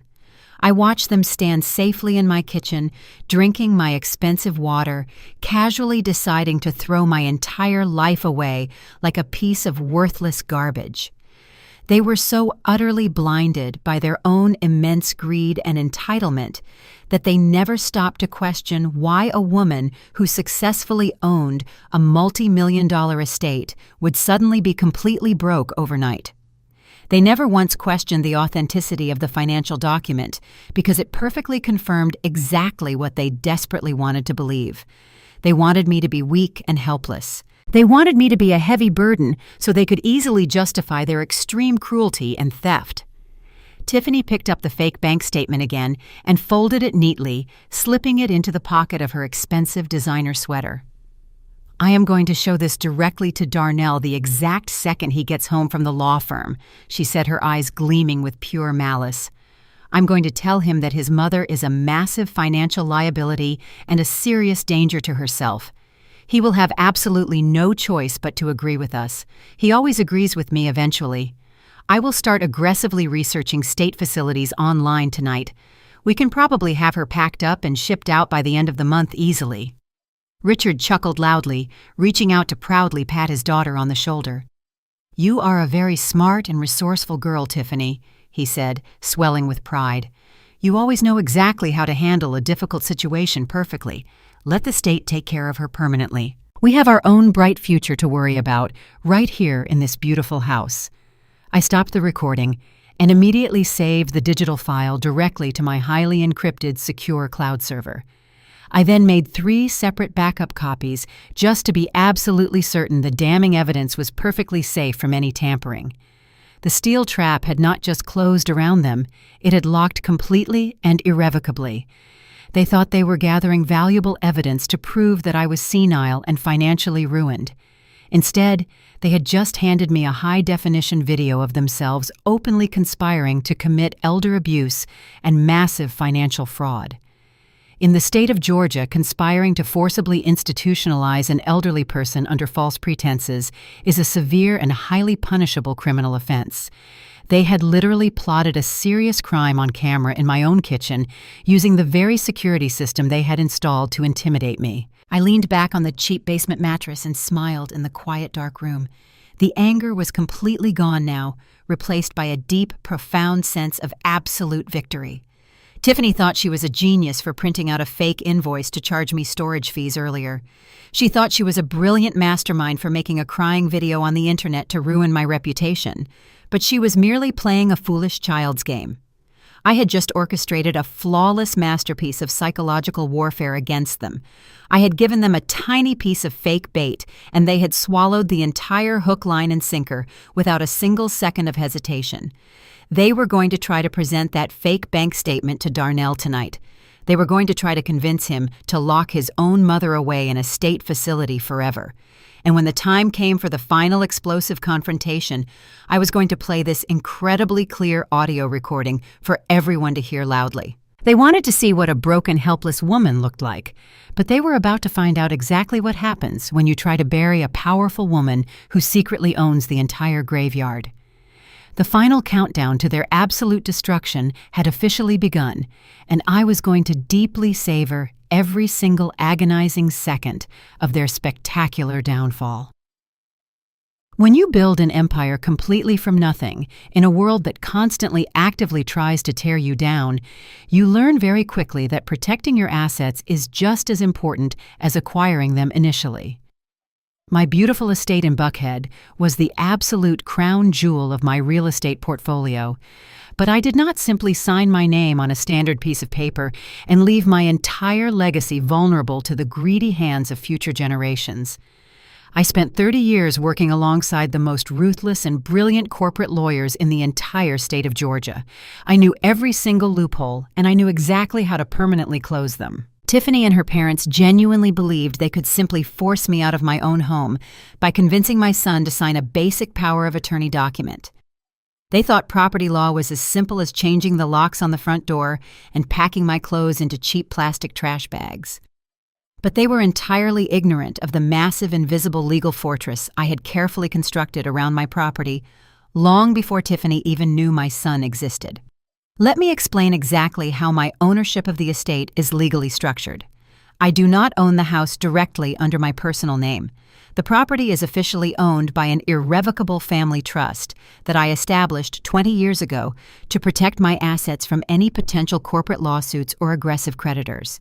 However, under strict Georgia property law, I hold what is legally known as a life estate deed. This specific legal designation means that I maintain the absolute undisputed right to occupy and control the property for the entire duration of my natural life. No one can legally evict me. No one can force me to move into a state-run nursing home against my will. Even if Darnell somehow miraculously obtained a fraudulent power of attorney, it would be completely useless against the ironclad terms of the life estate deed. My right to live in that house supersedes any other legal claim they could possibly attempt to manufacture. They were plotting to throw me away, but they were legally trying to move a massive mountain with a plastic shovel. But my legal planning did not just stop at securing my own permanent residency. When I created the Irrevocable Family Trust, I insisted my attorneys include several highly specific behavioral clauses regarding any future occupants of the estate. I knew that wealth could easily ruin the next generation if it was not carefully regulated. So I included a strict moral turpitude clause in the binding trust agreement. This specific clause clearly states that any individual residing on the property who engages in illegal activities, severe ethical violations, or federal crimes will immediately forfeit any and all rights of occupancy. If the clause is violated, the offending occupants can be legally classified as trespassers and evicted immediately without the standard 30-day legal notice required for normal tenants. I put that specific clause in the trust agreement to ensure my home would never be used to harbor criminals or facilitate illegal business operations. I never actually thought I would have to use it against my own daughter-in-law. For the past few days, I watched Tiffany grow increasingly desperate for new sources of income. Since I had quietly purchased all of their unsecured debt and effectively frozen their access to new credit lines, she could no longer use Darnell's money to fund her lavish influencer lifestyle. She was frantically posting videos online, desperately begging her management team for new brand deals and sponsorships to maintain her fake wealthy image.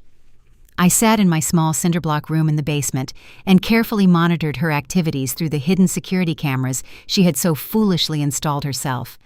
I watched her pace back and forth across the cheap white rug in my former master bedroom, talking loudly on her phone to sketchy marketing agents. She was completely unaware that every single desperate word she spoke was being recorded and securely stored on my private servers. She needed a massive influx of cash immediately to pay for her expensive designer clothes and her upcoming luxury vacations. And desperation always makes arrogant people incredibly careless and stupid. On Thursday afternoon, my patience was finally rewarded with the exact piece of evidence I needed to completely destroy her. I watched on the live security feed as Tiffany set up her expensive ring lights and professional cameras in the pink bedroom. She changed into a revealing designer outfit and sat down on the edge of the cheap leopard print bed. She began recording a highly enthusiastic video for her hundreds of thousands of followers, but she was not promoting a new lipstick or a trendy skincare routine this time. She was enthusiastically promoting an unregulated offshore cryptocurrency casino. She held up her phone showing a bright flashing digital slot machine and loudly promised her young impressionable audience that they could easily win thousands of dollars just by using her special promotional code to sign up. She spent 20 minutes filming different angles of herself, pretending to win massive digital jackpots and encouraging her followers to gamble their money on the sketchy offshore website immediately. I watched the entire recording process with a cold, deeply satisfied smile slowly spreading across my face. Tiffany thought she had just secured a highly lucrative brand deal that would solve all her immediate financial problems. She had absolutely no idea that she had just proudly committed a severe federal crime on camera inside my home. In the United States, promoting unregulated offshore gambling websites is highly illegal. Furthermore, she completely failed to disclose the video as a paid advertisement, which is a direct violation of strict Federal Trade Commission regulations. And to make matters even worse, the legal gambling age in the state of Georgia is strictly enforced, and her social media audience consisted heavily of underage teenagers. She was actively facilitating illegal underage gambling and committing serious wire fraud directly from my master bedroom. She was so blinded by her desperate greed that she did not even bother to consult a lawyer before accepting the shady promotional deal. I immediately downloaded the high-definition video files and the clear audio recordings from the smart home security system. I sent the files directly to Robert, my lead attorney, via my highly encrypted email server. Within 10 minutes, Robert called my cell phone. His voice was filled with a mixture of absolute disbelief and professional excitement. "Hattie," he said, speaking very quickly, "she just handed us the absolute perfect weapon. Promoting an illegal offshore casino is a clear and undeniable violation of the moral turpitude clause in the family trust agreement. She is conducting an illegal criminal enterprise on the physical premises of the estate. The exact moment she uploads that video to her public social media accounts, her occupancy rights are completely voided forever. We do not need to give her a 30-day eviction notice. We can literally have the county sheriff physically remove her and her parents from the property for trespassing and operating an illegal business." The legal trap was now completely flawless and ready to be sprung. I instructed Robert to begin drafting the emergency eviction orders and to contact the local sheriff's department to prepare for the final execution of our plan. I wanted everything to be perfectly coordinated for maximum devastation. I did not want to just kick her out quietly in the middle of the night. I wanted to completely dismantle her fake empire in front of the very audience she valued more than her own family. Tiffany stole my bedroom, disrespected my ancient family Bible, and plotted to lock me away in a miserable state facility to steal my wealth. She thought she was an untouchable modern influencer who could easily manipulate a supposedly senile old woman. But she was about to face the terrifying wrath of a Southern matriarch who commanded an army of lawyers and held the absolute power of the law firmly in her hands. I sat back on the cheap basement mattress and closed my laptop computer gently. The basement room suddenly did not feel like a dark prison cell anymore. It felt like the strategic command center of a victorious general calmly preparing for the final decisive battle. I listened to the faint sound of Tiffany's loud, annoying laughter echoing down through the floorboards above me. She was probably celebrating her new illegal brand deal with her greedy parents, completely oblivious to the massive legal hurricane forming right outside. I closed my eyes and took a slow, deep breath, savoring the incredible feeling of total control. They wanted a war. They wanted to take my kingdom. But in Georgia, you do not ever try to steal a house from the woman who wrote the deed. The hidden ace was finally on the table, and the game was officially over. Sunday morning arrived with a quiet stillness that felt absolutely perfect for my final performance. I woke up in the cold cinderblock basement, but my spirit was soaring high above the clouds. The legal eviction papers were completely finalized and securely waiting in my attorney's office for the upcoming week. The trap was fully armed, and Tiffany had absolutely no idea that her fake empire was about to crumble into dust. I decided that a proper Southern farewell was necessary for my ungrateful guests. In my family Sunday dinner was a deeply sacred tradition. It was a time to gather around the table and share our blessings. Today, it would serve a very different purpose. It would be the beautiful stage for my ultimate triumph.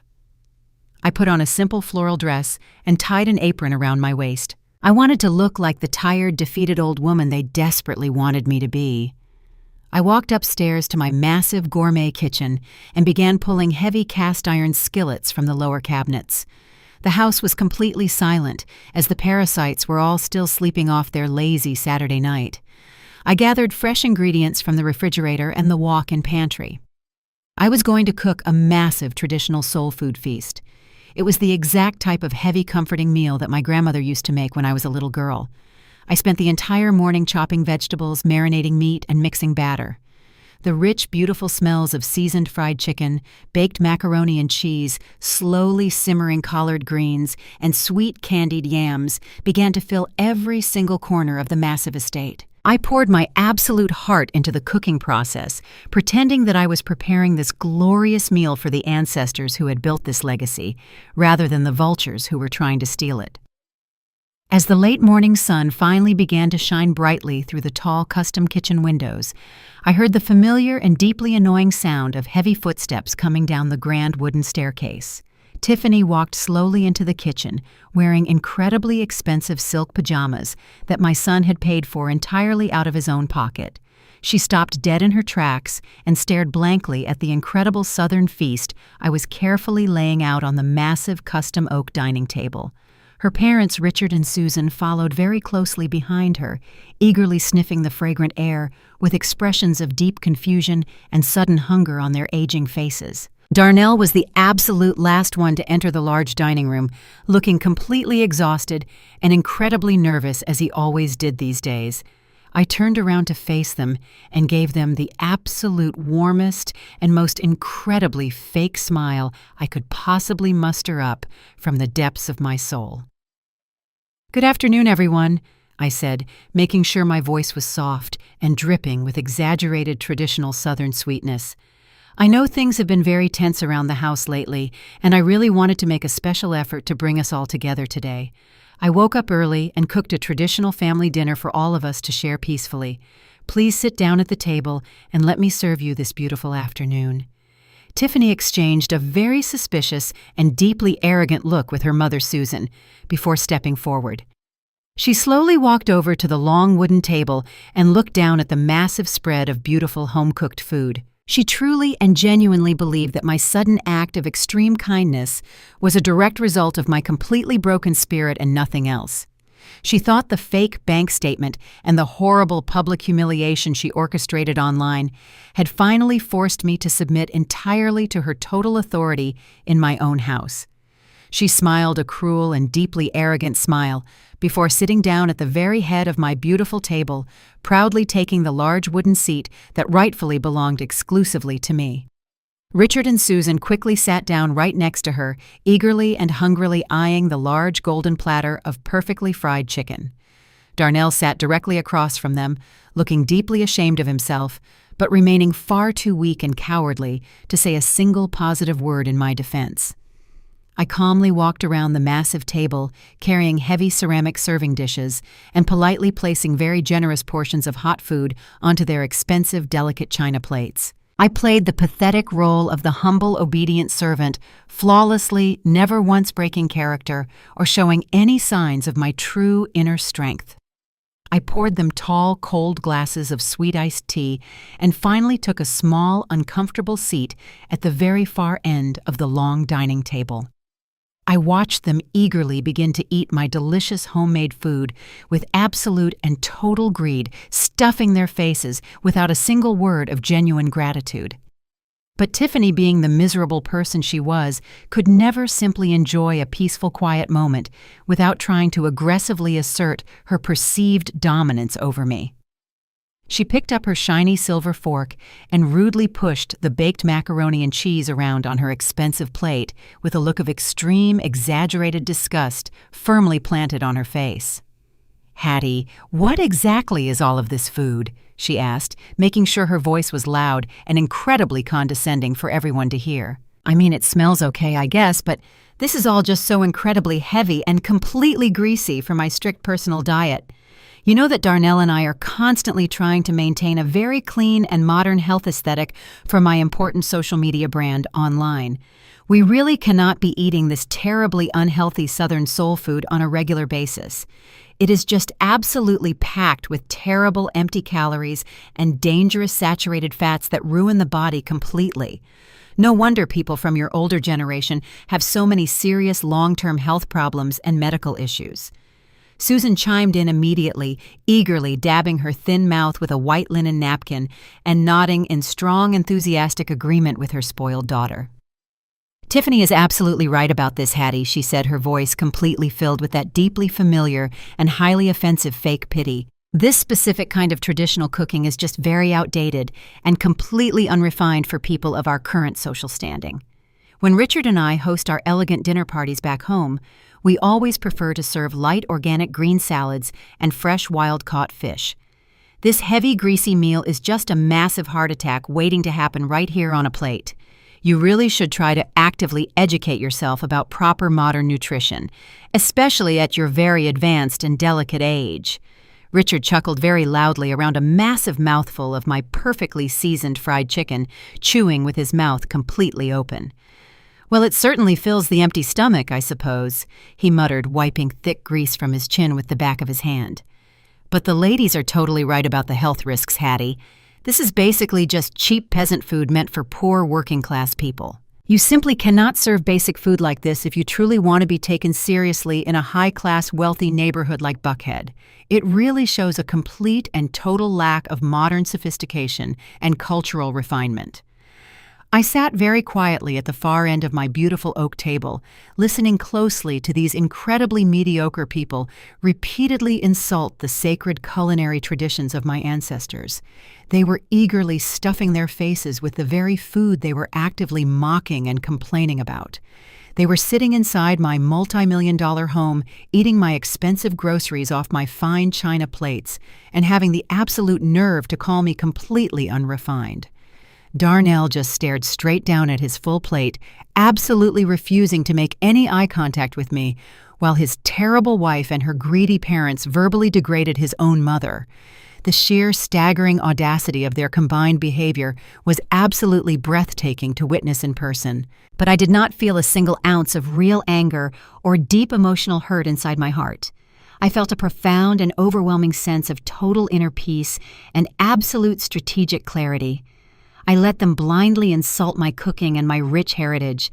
I let them boldly call my culture unhealthy and completely outdated. I let them aggressively inflate their massive, fragile egos until they were completely ready to burst into a million tiny pieces. Tiffany leaned far back in my custom wooden chair and proudly crossed her arms over her chest, looking directly at me with pure, arrogant triumph shining brightly in her eyes.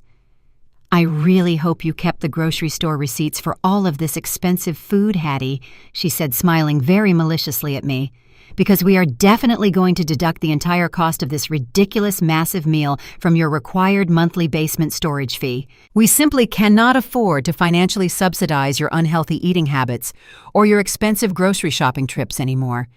You desperately need to start being much more financially responsible now that you are completely broke and entirely dependent on us for your basic survival." She took a slow, arrogant, and highly exaggerated sip of her cold, sweet iced tea and stared directly at me, waiting eagerly for me to break down in pathetic tears or formally apologize for my supposed failures. She desperately wanted me to beg for her fake forgiveness and openly acknowledge her supreme and total control over my entire life and my beautiful home. I slowly and deliberately placed my silver fork down on the polished wooden surface of the large dining table.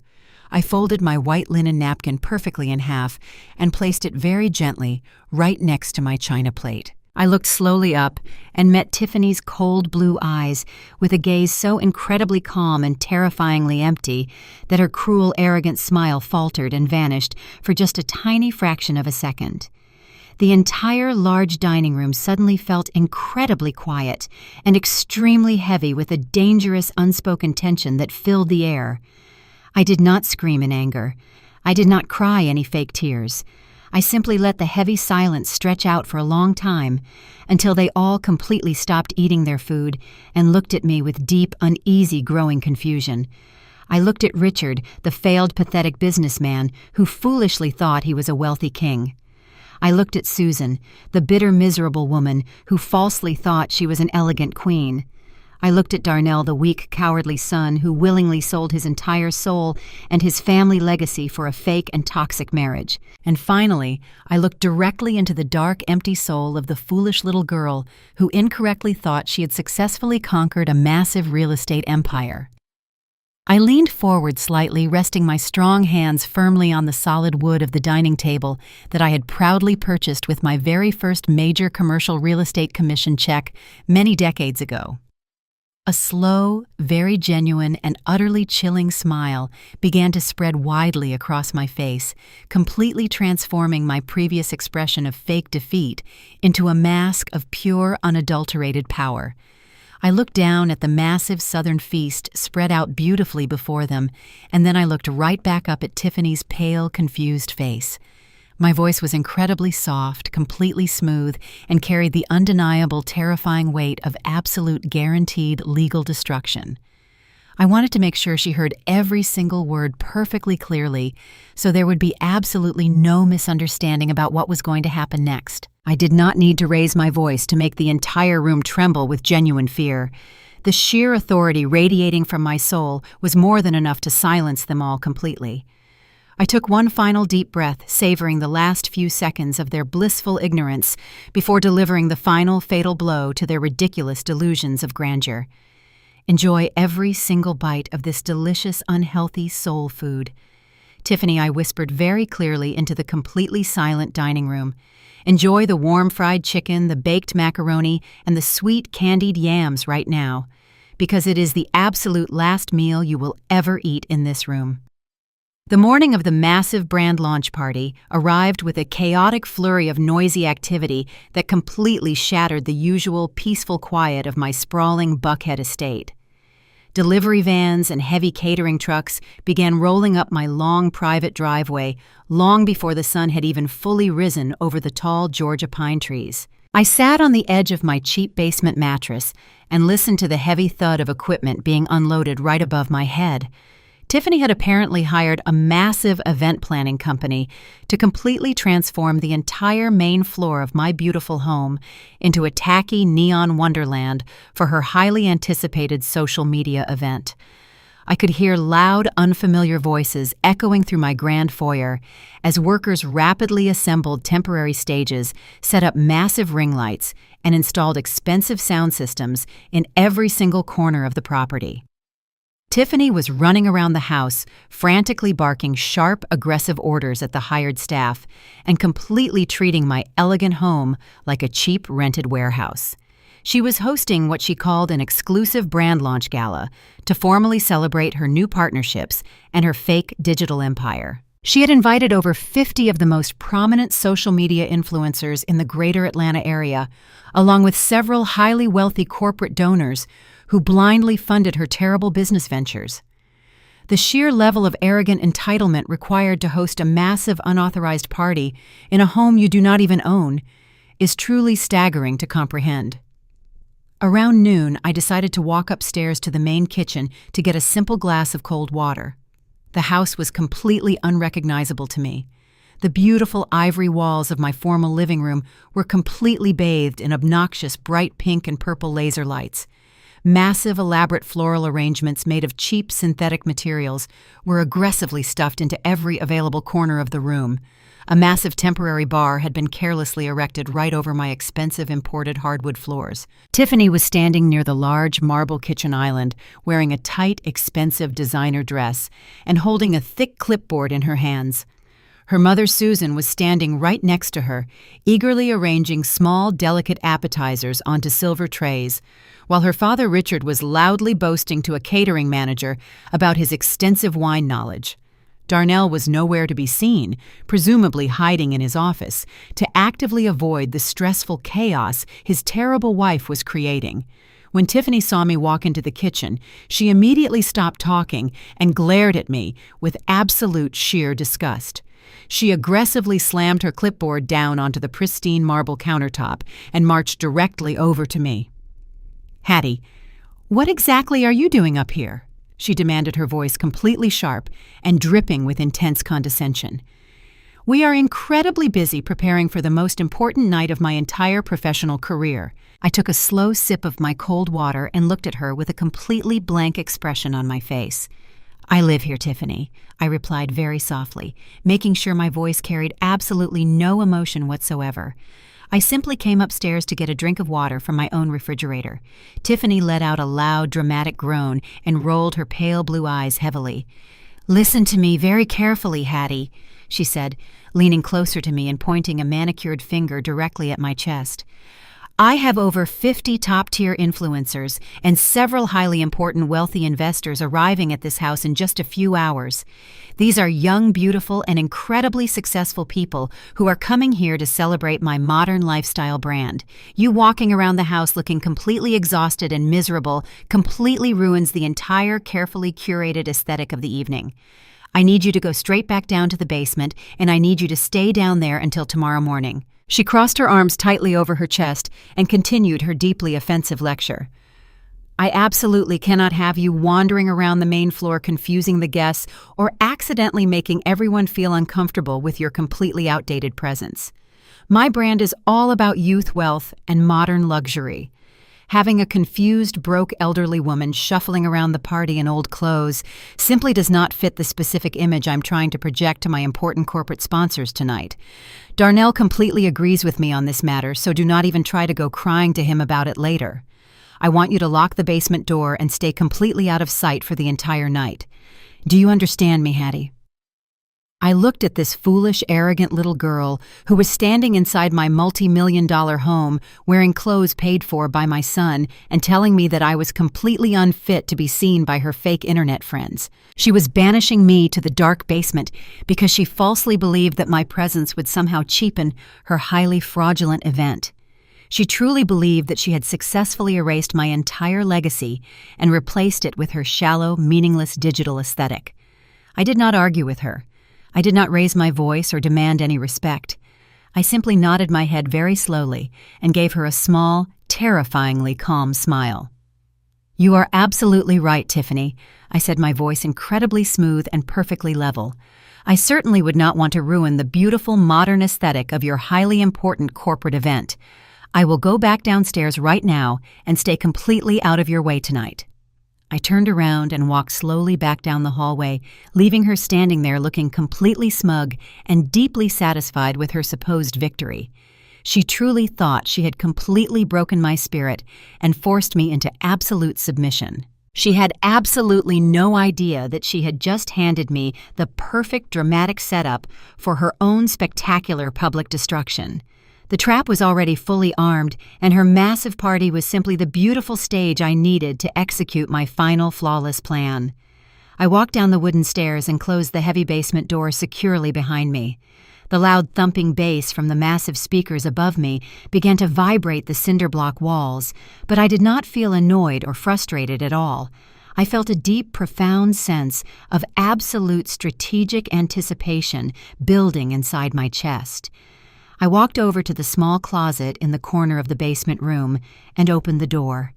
When Tiffany had heartlessly thrown all my expensive clothes into cheap black trash bags weeks ago, I had managed to secretly rescue a few very specific items before they were hauled away. I reached into the dark closet and pulled out a heavy protective garment bag. I unzipped the thick protective plastic and carefully pulled out my absolute finest vintage Chanel suit. It was a stunning, deeply elegant tailored suit in a rich shade of dark emerald green. I had purchased this exact suit in Paris many decades ago after closing my very first multi-million-dollar commercial real estate deal in downtown Atlanta. It was not just a piece of expensive clothing. It was a tangible symbol of my massive, unyielding power and my incredible personal history. It was the psychological armor of a highly successful corporate matriarch who had completely conquered a male-dominated industry through sheer brilliance and relentless determination. I laid the beautiful green suit perfectly flat on the cheap basement mattress and gently smoothed out the luxurious fabric with my hands. I spent the next 2 hours slowly and meticulously preparing myself for the final confrontation. I took a hot shower in the small utility bathroom and carefully applied my favorite expensive lavender-scented lotion. I styled my hair perfectly, making sure every single strand was completely flawless and elegant. I applied a tasteful amount of classic makeup, enhancing my strong features and highlighting the sharp, intelligent gaze in my eyes. I carefully stepped into the beautiful emerald green Chanel suit, feeling the expensive tailored fabric instantly transform my entire physical posture. I stood up completely straight, rolling my shoulders back and lifting my chin high into the air. I reached into my small jewelry box and pulled out a heavy string of authentic South Sea pearls. I fastened the elegant pearls around my neck and put on the matching diamond earrings that my late husband had bought for me on our 20th wedding anniversary. I slipped my feet into a pair of classic black designer heels that clicked sharply against the cold concrete floor. I looked at myself in the small mirror hanging on the cinder block wall. I was no longer the exhausted, defeated old woman sitting alone in the dark. I was Hattie Pearson, the absolute undisputed queen of the Buckhead real estate empire, and I was fully prepared to go to war. The loud, obnoxious sounds of the massive party above me continued to aggressively shake the ceiling. I could hear the loud, annoying chatter of dozens of completely shallow people echoing through my grand hallways. I could hear the sharp clinking of expensive crystal champagne glasses and the constant popping of camera flashes as the influencers frantically documented their fake, luxurious lives for the internet. I could hear Richard loudly laughing at his own terrible jokes and Susan desperately trying to impress a group of young, wealthy donors with her fake, refined manners. Tiffany was undoubtedly holding court in the center of my beautiful living room, completely basking in the unearned glory of her stolen kingdom. She was proudly showing off my massive estate, claiming it as her own personal achievement, and actively deceiving every single person in the room. She was operating an illegal, unregulated gambling enterprise right over my head, while simultaneously trying to erase my entire existence from the property entirely. I walked over to my laptop and quickly checked the secure email confirmation from my lead attorney, Robert. The legal documents were perfectly, completely ready, and the local authorities had been fully briefed on the highly sensitive situation occurring at my exact address. The emergency eviction order was fully active, and the moral turpitude clause of the irrevocable family trust had been officially triggered the exact moment Tiffany uploaded that illegal gambling video to her massive social media accounts earlier this week. The absolute final pieces of the grand chessboard were now perfectly locked into place permanently. There was absolutely no possible way for her to escape the massive legal hurricane that was about to hit her fake empire tonight. I closed my laptop and calmly sat down on the edge of the cheap mattress, wearing my stunning emerald green Chanel suit and my beautiful pearls. The loud, thumping music continued to play above me, shaking the walls of my temporary basement prison. I simply folded my hands perfectly in my lap and closed my eyes, waiting patiently in the dark. I did not need to rush upstairs right now. I wanted to let Tiffany completely enjoy her fake victory for just a little while longer. I wanted to let her climb up to the absolute highest possible peak of her enormous, arrogant ego before I violently pulled the entire foundation right out from underneath her expensive designer shoes. True power is never loud or completely chaotic. True power is perfectly silent, incredibly patient, and absolutely devastating when it finally chooses to strike. The influencer gala was currently in full swing, and everyone was having a truly wonderful time. I smiled perfectly in the dark basement, completely ready to make my final grand entrance. I waited in the quiet darkness of the basement for what felt like an eternity, listening to the obnoxious thumping of the bass from the massive speakers directly above my head.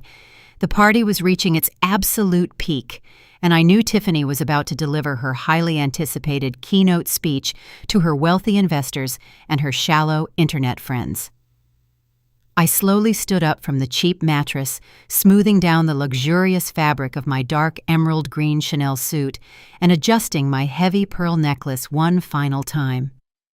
I walked up the wooden stairs with slow, deliberate steps, feeling the incredible power of my ancestors guiding me forward into battle. I did not bother to knock on the heavy basement door. I simply turned the brass handle and pushed it wide open, stepping out into the bright, chaotic hallway of the main floor.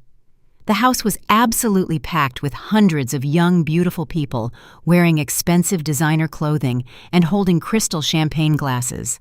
I blended into the thick crowd, seamlessly moving like a dangerous, silent ghost through my own magnificent home.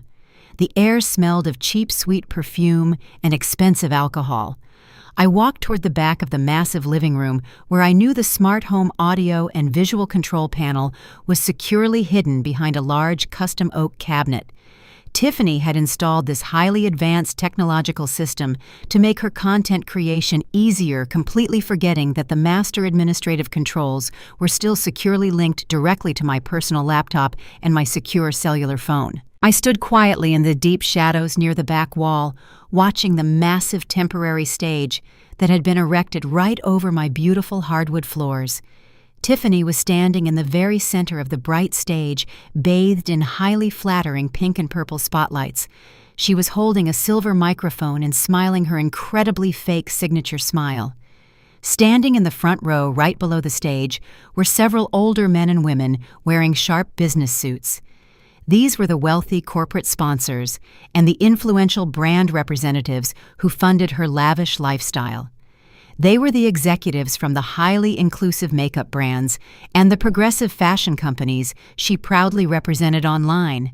Tiffany tapped the microphone gracefully, signaling for the massive crowd to quiet down so she could begin her speech. "Thank you all so incredibly much for being here tonight," Tiffany began, her voice dripping with artificial sweetness and fake humility. "This brand launch means the absolute world to me because it is completely built on the fundamental values of total inclusivity, deep family connection, and genuine human kindness." She paused to smile beautifully at the wealthy corporate executives in the front row. "I started this modern lifestyle brand because I truly wanted to create a highly safe space on the internet where everyone feels completely loved and totally accepted, regardless of their age or their background. We live in such a dark, negative world today, and I just want my platforms to be a bright beacon of shining light and pure positivity. My amazing husband Darnell and my incredibly supportive parents have been my absolute rocks during this massive journey. We really believe that taking care of our loved ones is the highest calling a person can possibly have in this lifetime. The large crowd let out a collective sound of deep admiration, and several people loudly clapped their hands in strong agreement with her beautiful fake words. I felt a sharp wave of pure absolute disgust wash over my entire body. She was standing inside the house she was actively trying to steal, preaching about family values, while plotting to lock the true owner in a miserable state-run facility. It was finally time to show the entire world exactly what kind of horrible monster was hiding beneath that expensive designer dress and that flawless makeup. I reached into the deep pocket of my emerald green Chanel suit and pulled out my cellular phone. I opened the smart home application and navigated directly to the master audio and visual control settings. With one single deliberate swipe of my thumb, I completely killed every single light in the entire massive living room. The room was instantly plunged into total absolute darkness.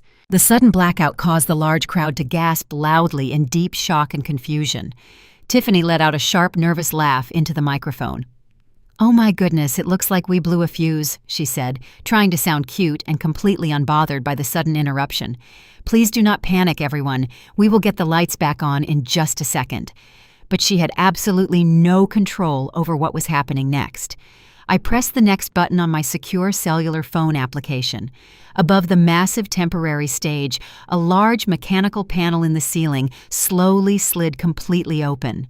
A heavy professional-grade projector began to slowly descend from the ceiling, smoothly dropping down right directly in front of Tiffany. She had purchased and installed this extremely expensive projector herself, so she could display her boring social media content during her parties. A massive white projector screen mechanically unrolled, completely covering the entire back wall of the beautiful living room. The projector suddenly clicked on, casting a brilliant, blinding white light directly across the dark room. The enormous white screen flickered for a brief second before the crystal-clear, high-definition video feed began to play at maximum volume. The massive, expensive sound system that Tiffany had rented for the party began to loudly broadcast the secret kitchen recording I had captured just a few short days ago. The crystal-clear audio echoed violently off the walls, completely drowning out the confused whispers of the large crowd. The massive screen brightly displayed Tiffany, Richard, and Susan standing around my marble kitchen island, plotting my complete ultimate demise.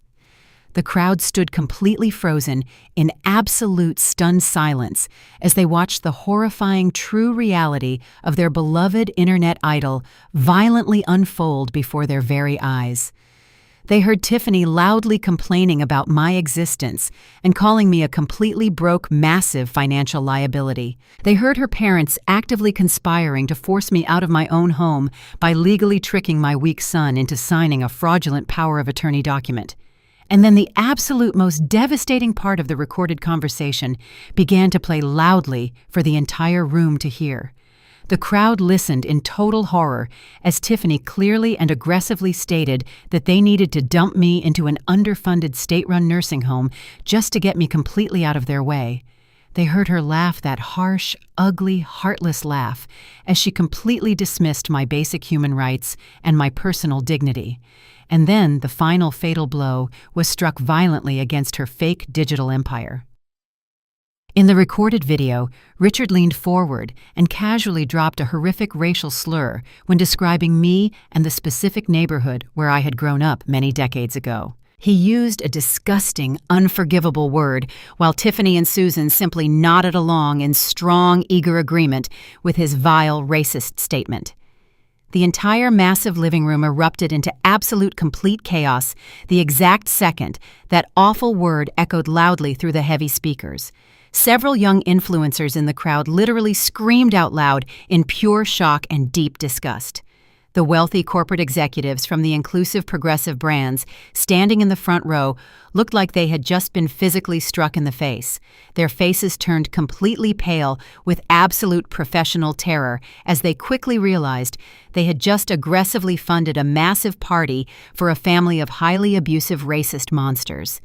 Hundreds of cellular phones immediately shot high up into the air as the young influencers desperately began recording the massive projector screen to capture the undeniable proof of her immense hypocrisy and her horrible abuse. Tiffany stood completely frozen on the dark stage, completely trapped in the bright glaring light of the projector.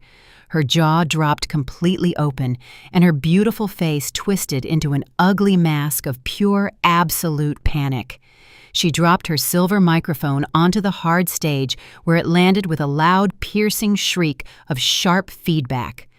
"Mom, Dad," she screamed, her voice completely cracking with sheer terror as she looked desperately around the chaotic room for her horrible parents.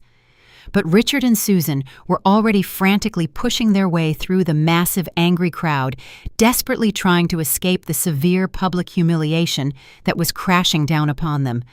They were completely abandoning their precious daughter, exactly like the cowardly, pathetic parasites they truly were inside.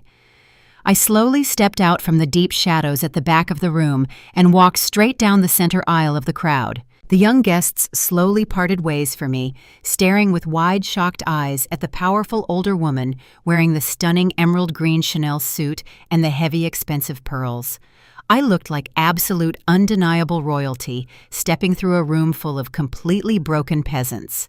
I walked right up to the very front of the temporary stage and looked directly up at Tiffany. She was physically shaking uncontrollably, her expensive makeup completely ruined by the tears streaming rapidly down her pale, terrified face. She looked down at me, realizing in that exact moment that I was the one who had completely orchestrated her ultimate destruction. The wealthy corporate sponsors were already frantically dialing their legal departments on their cell phones, loudly demanding that all current contracts with her brand be immediately terminated forever. Her inclusive brand was completely dead and entirely buried in less than 5 extremely short minutes. I simply smiled up at her, my face a mask of pure, calm, absolute victory. As the police sirens began to wail loudly in the far distance, slowly approaching the main gates of the estate. The glorious matriarch had fully reclaimed her rightful throne, and the fake little princess was finally learning the ultimate lesson about real power and genuine consequence. She thought she could completely erase me, but instead she just beautifully broadcast my absolute victory to the entire world. The heavy silence in the massive living room was suddenly broken by the loud, piercing wail of police sirens approaching the front gates of my estate. The bright red and blue flashing lights cut violently through the darkness of the room, reflecting brightly against the tall custom windows. The large crowd of young influencers and wealthy corporate executives completely froze in their tracks, staring nervously toward the heavy mahogany front doors. Tiffany was still standing on the dark, temporary stage, shivering uncontrollably in her expensive designer dress as her fake digital empire collapsed into absolute ruin all around her. The front doors swung wide open, and 4 uniformed officers from the county sheriff department walked confidently into my grand foyer. They were led by Sheriff Davis, a tall, incredibly stern man who had known me and my late husband for over 20 years. He took one long look around the chaotic, neon-lit room and rested his heavy hand on his utility belt. The crowd quickly parted for the officers, creating a wide, clear path directly toward the center of the massive living room. Tiffany saw the police officers, and her completely ruined face suddenly lit up with a desperate, foolish glimmer of false hope. She truly and genuinely believed that these officers had arrived to save her from the humiliating public disaster she was currently experiencing. She wiped the thick running mascara from her pale cheeks and practically jumped down from the temporary stage. She ran directly toward Sheriff Davis, completely ignoring the hundreds of cellular phones that were still actively recording her every single move. "Officer, please help me!" she cried out loudly, her voice shaking with fake victimhood and desperate entitlement. "You have to remove this woman from my house immediately." She pointed a trembling, manicured finger directly at me as I stood perfectly calm in my emerald green Chanel suit. "She is my mother-in-law, and she is suffering from a very severe mental breakdown right now. She is completely senile, and she just hijacked my highly important corporate event to play these horrible deepfake videos to ruin my brand. Please, you need to arrest her and take her to a psychiatric facility before she hurts someone." She reached out to grab the sleeve of the sheriff, but he took a quick, firm step backward, holding his hand up to stop her. Tiffany truly thought that her expensive clothes, her pale skin, and her fake tears would easily manipulate the armed officers into doing her evil bidding. She thought the law existed solely to protect her and to punish anyone who dared to stand in her arrogant way. Sheriff Davis did not even look at her crying face. He looked directly past her and made immediate eye contact with me. "Good evening, Hattie," he said, his voice completely calm and deeply respectful. "I received the emergency call from your legal team, and we have the official documents completely finalized and ready to execute." I gave him a slow, graceful nod and walked confidently toward the center of the room.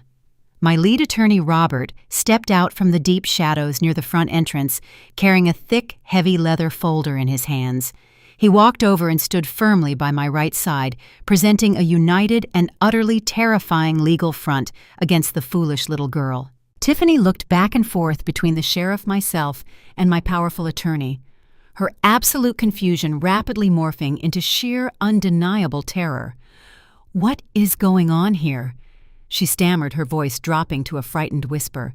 "Why are you talking to her with such respect? She is completely insane, and she is trespassing on our property tonight." I took a slow, deliberate step forward, closing the physical distance between us until I was standing just a few feet away from her trembling body. "You are fundamentally mistaken about absolutely everything, Tiffany," I said, my voice perfectly smooth and carrying through the completely silent room. "This is not your property, and it has never been your property." I turned to Robert, and he smoothly opened the heavy leather folder, pulling out a thick stack of official legal documents printed on crisp white paper. He handed the documents directly to Sheriff Davis, who quickly reviewed the signatures and the official county seals stamped on the very front page. "Tiffany," I said, keeping my absolute focus locked completely onto her terrified blue eyes. "When you signed that simple occupancy agreement, you completely failed to read the specific terms of the irrevocable family trust that legally owns this entire estate. There is a very strict moral turpitude clause securely embedded in that legal contract.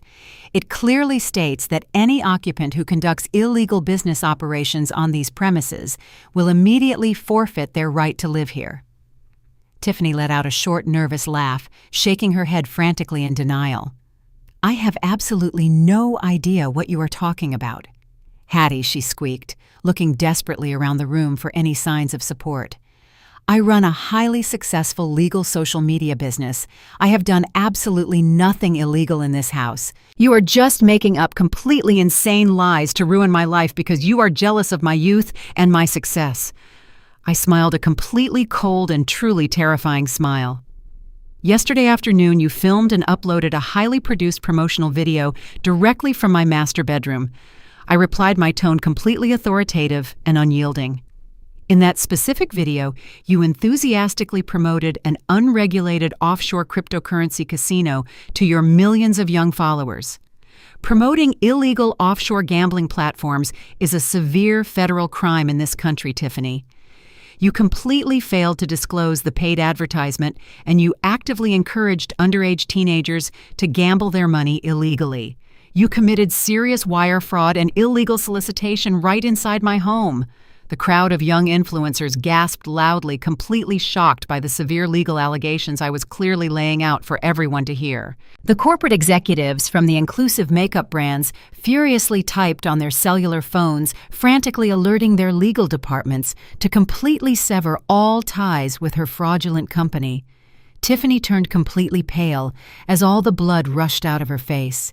She stumbled backwards slightly, her expensive designer heels catching awkwardly on the cheap temporary flooring she had installed.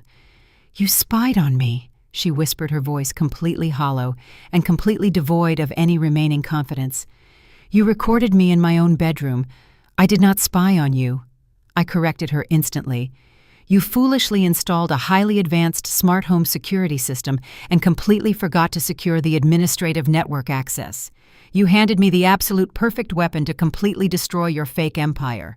And now it is officially time for you to leave my kingdom forever." Sheriff Davis stepped forward, holding the thick stack of legal documents right in front of her face. Tiffany Miller, you are officially being served with an immediate notice of termination of occupancy, he stated, his voice booming loudly with absolute legal authority. Because you have explicitly violated the moral turpitude clause by conducting an illegal criminal enterprise on these premises, your basic tenant rights are completely voided, effective immediately. You are now legally classified as a hostile trespasser on private property. You do not have 30 days to pack your belongings. You do not have a single week to secure a new apartment. You have exactly 10 minutes to exit the front doors of this estate, or you will be placed in metal handcuffs and formally arrested for criminal trespassing. Tiffany let out a loud, piercing scream of pure, absolute agony. No, she shrieked, stomping her expensive shoes against the floor like a completely spoiled toddler throwing a massive temper tantrum. You cannot do this to me. I have a highly important brand to run. My wealthy parents are living in the guest house out back. You cannot just throw my entire family out into the cold street in the middle of the night. Where is Darnell? Where is my husband? Darnell, you need to come out here and stop your crazy mother right now. She screamed for my son, but the room remained completely silent. Darnell had completely vanished from the party long before the police had even arrived, likely hiding in shame after watching the horrific projector video. He was far too cowardly to face the devastating consequences of his terrible marriage, and he had finally completely abandoned her to face my righteous wrath all by herself. 2 large police deputies walked quickly past us, heading straight toward the detached guest house in the back gardens to formally evict Richard and Susan. I knew her greedy, arrogant parents were currently experiencing the exact same absolute terror as the armed officers physically dragged them out of their comfortable beds and ordered them to leave the property immediately. Tiffany looked around the massive living room, desperately seeking a friendly face to help her. But her fake internet friends were absolutely merciless. Every single influencer in the room had their cellular phones pointed directly at her, completely recording her massive public downfall in high-definition video. The bright flashes of their cameras illuminated her ruined makeup and her desperate, sobbing face. These were the exact same shallow people she had desperately tried to impress by stealing my beautiful home and trying to lock me away in a state facility. Now they were eagerly consuming her ultimate destruction to boost their own social media engagement. They did not care about her at all. They only cared about the viral drama unfolding right before their greedy eyes. Sheriff Davis reached out and firmly grabbed her by the arm, turning her toward the heavy front doors. "Your 10 minutes are completely up, Miss Miller," he said forcefully, pulling her forward. "It is time for you to leave this property immediately. Please do not make me use physical force tonight." Tiffany completely broke down, collapsing into loud, pathetic sobs as the sheriff escorted her through the massive crowd of her former friends. She looked absolutely ridiculous wearing her expensive, tight designer party dress and crying uncontrollably as she was physically removed from the beautiful house she had tried so hard to steal. The bright neon lights of her ruined party reflected horribly against the tears streaming rapidly down her face. She was completely stripped of her fake wealth, her stolen power, and her carefully curated internet reputation. She was exactly what she had always been, beneath the surface, a completely empty, shallow parasite with absolutely nothing genuine to offer the world. The massive crowd followed them closely outside, continuing to record the entire pathetic scene as she was forcefully marched down the long driveway. I stood perfectly still in the center of my massive living room, watching the flashing blue and red lights fade slowly into the dark night. I did not follow her outside to gloat or scream. I did not need to lower myself to her pathetic level. My profound silence and my calculated legal strategy had spoken far louder than any angry words ever could. I had successfully protected my magnificent family legacy, my ancient sacred history, and my massive hard-earned wealth from the greedy hands of an absolute monster. The young party guests began to slowly, quietly shuffle out of the front doors, completely terrified of making eye contact with me. They quickly realized that they were standing in the undeniable presence of a true, powerful matriarch, and they desperately wanted to escape before they suffered a similar devastating fate. Within 20 short minutes, the massive estate was completely, entirely empty. The loud, obnoxious music was finally turned off, and the beautiful, quiet peace of my home was completely, fully restored. I stood alone in the grand foyer, breathing in the cool, fresh night air. The absolute sweet taste of perfect revenge lingered beautifully on my tongue, and I knew that my ultimate kingdom was finally completely safe forever. The red and blue police lights were still sweeping across the manicured lawns of my estate as I stepped out onto the back patio. The cool Georgia night air felt incredibly refreshing against my skin after the stifling heat of that chaotic party. I adjusted my emerald green Chanel suit and walked slowly down the stone pathway toward the detached guest house. 2 large sheriff deputies were standing near the open front door of the cottage, watching sternly as Richard and Susan Miller frantically dragged their heavy leather suitcases out onto the grass. The sheer arrogance that had defined their entire existence inside my home had completely evaporated, leaving behind 2 terrified and deeply pathetic older people. Susan was openly weeping, clutching a ridiculous designer handbag to her chest, while Richard was desperately trying to argue with one of the armed officers. He was sweating profusely through his expensive silk pajamas, his face a bright, angry shade of crimson.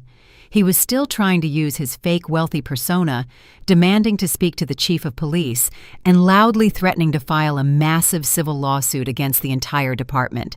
But the deputies simply ignored his empty threats, standing their ground with their hands resting firmly on their utility belts. They had seen the horrifying video projected in the living room, and they had absolutely no sympathy for the racist, abusive parasites currently standing on my lawn. When Richard finally noticed me walking down the pathway, he immediately stopped yelling at the officers and turned his absolute burning rage directly toward me. He dropped his heavy leather suitcase onto the grass and marched forward, his hands balled into tight, aggressive fists. "You completely ruined my daughter!" he screamed, his voice echoing loudly across the quiet property. "You are a truly evil and vindictive woman, Hattie. You set up this entire situation just to embarrass us in front of all those highly important people." I did not flinch or take a single step backward as he approached me. I simply stood my ground, looking at him with the calm, absolute superiority of a true matriarch. "I did not ruin your daughter, Richard," I replied, my voice perfectly smooth and carrying easily through the cool night air. "Your daughter completely ruined herself the exact moment she decided to commit serious federal crimes inside my family home. I simply provided the large projector screen for her magnificent public confession." Susan rushed forward, grabbing her husband's arm and pulling him back slightly. She looked at me with tears streaming rapidly down her pale, wrinkled face. "How could you do this to us, Hattie?" she cried out loudly, her voice shaking with fake victimhood. "We came here to help your son and his wife build a beautiful life together. We treated you like family, and you are throwing us out into the cold street in the middle of the night. Where are we supposed to go right now?" I looked at Susan and let out a soft, cold laugh. "You treated me like family," I repeated, shaking my head in pure, absolute disbelief. "You moved into my guest house without my permission. You completely rearranged my custom kitchen. You fired my loyal landscaping crew, and you sat in my dining room casually planning to lock me away in a miserable, underfunded state-run nursing home so you could steal my massive estate. You do not know the very first thing about family, Susan. You are a collection of greedy, selfish parasites who only know how to consume and destroy everything you touch." Richard puffed out his chest, trying to regain some small shred of his shattered masculine pride. "We do not need your terrible house anyway," he sneered, looking at me with pure, intense hatred. "We are leaving this miserable city tonight. We will just book a private flight back to Florida and return to our beautiful luxury home on the coast.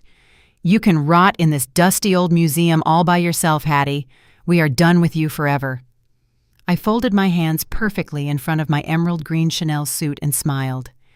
It was the absolute sweetest and most terrifying smile I had ever displayed in my entire life. "Are you referring to the beautiful luxury home located in the exclusive gated community down in Boca Raton?"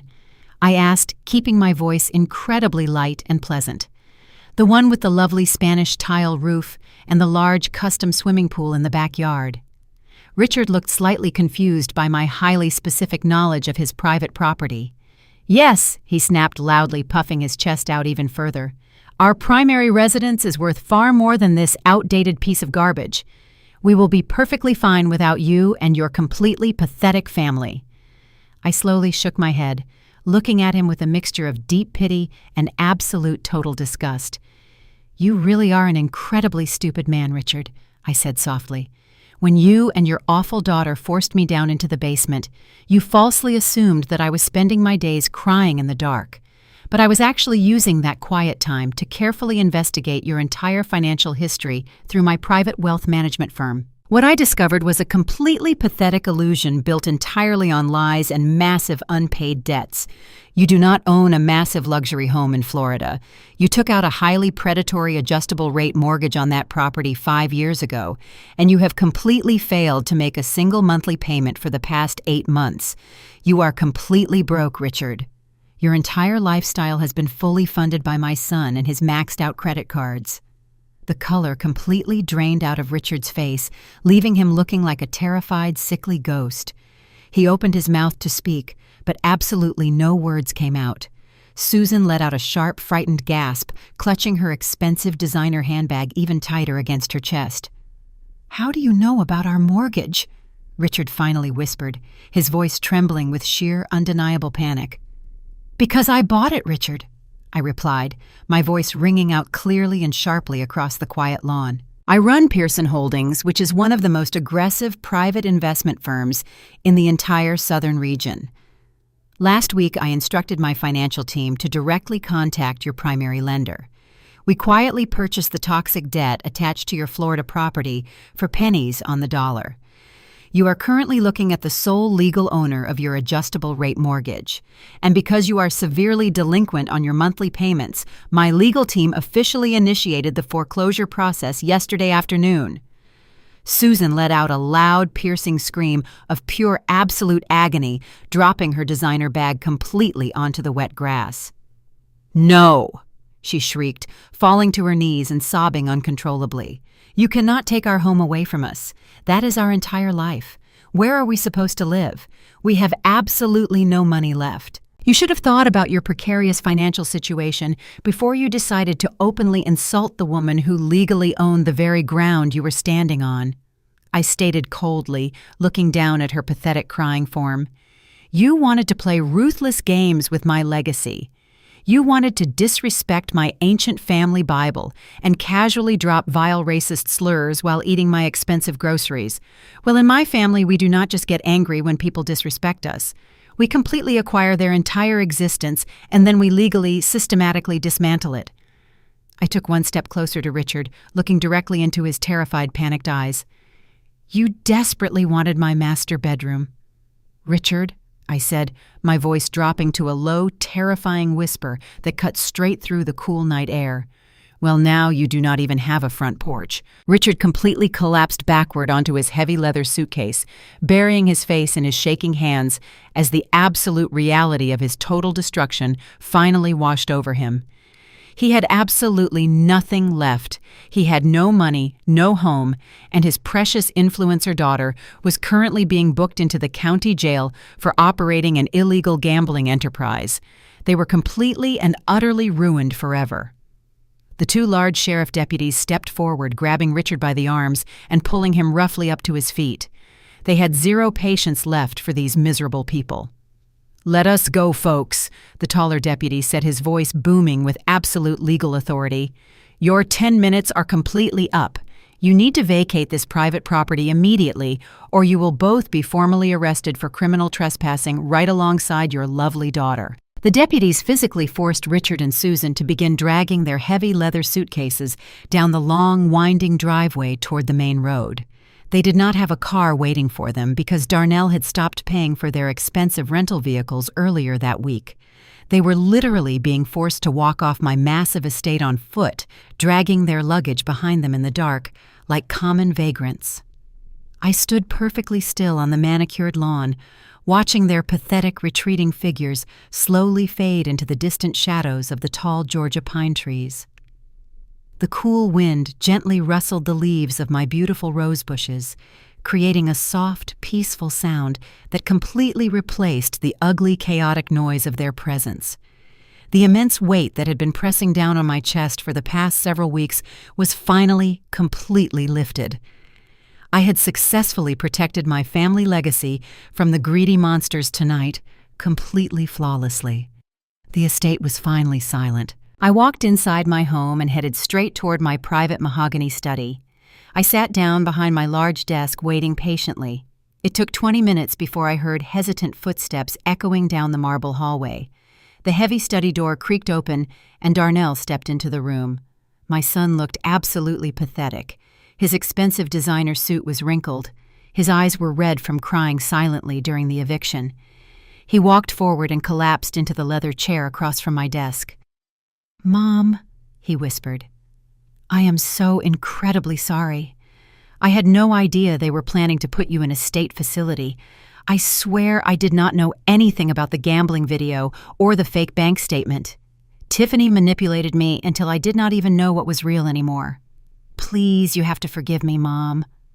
I did not feel a single ounce of maternal sympathy for the crying man sitting in front of me. He was a highly educated corporate attorney who negotiated multi-million-dollar contracts. He was a coward who simply chose the path of least resistance because he was too weak to stand up to a spoiled little girl. "You did know, Darnell," I said, my voice perfectly flat. "You sat in my kitchen and told me to respect her boundaries while she actively destroyed my home. You watched her parents take over my guest house, and you listened to them insult my hard work. You allowed all of that terrible disrespect to happen because you were terrified of making your wife angry. You traded my dignity and our family legacy for a fake marriage built entirely on stolen money. You do not get to play the innocent victim tonight." Darnell continued to cry quietly, his shoulders shaking with heavy guilt. I opened the top drawer of my mahogany desk and pulled out a thick, heavy manila folder. I placed it firmly on the polished wood and pushed it across the desk. "Open it!" I commanded, my voice echoing sharply. Darnell wiped his wet eyes and opened the heavy folder. Inside was a highly detailed, itemized financial document spanning over 2 full decades. It listed his private school tuition, his complete college education at Morehouse, his expensive law school degree, and every single time I quietly paid off his credit card debt. At the bottom of the last page was a massive total sum calculating all of my parental investment over the years. Darnell stared at the staggering number, completely shocked. "Mom, what exactly is this?" he asked, his voice trembling slightly.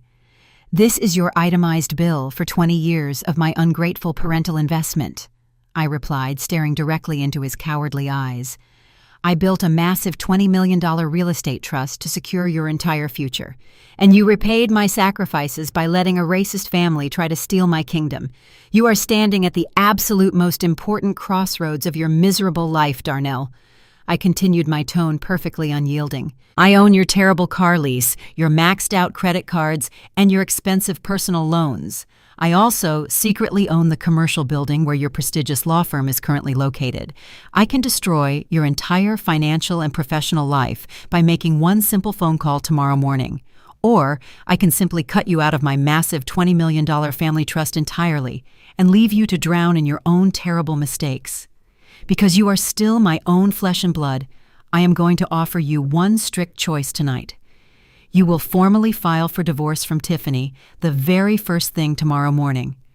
You will completely cut off all financial and personal contact with her and her parents forever. You will instantly move out of my house tonight, and you will immediately check yourself into intense psychological therapy to finally fix your weak, pathetic character.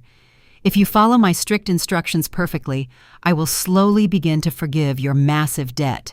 If you refuse my generous offer, I will crush you legally and financially." Darnell stared at me with wide, terrified eyes. He looked shattered by the massive weight of my strict demands.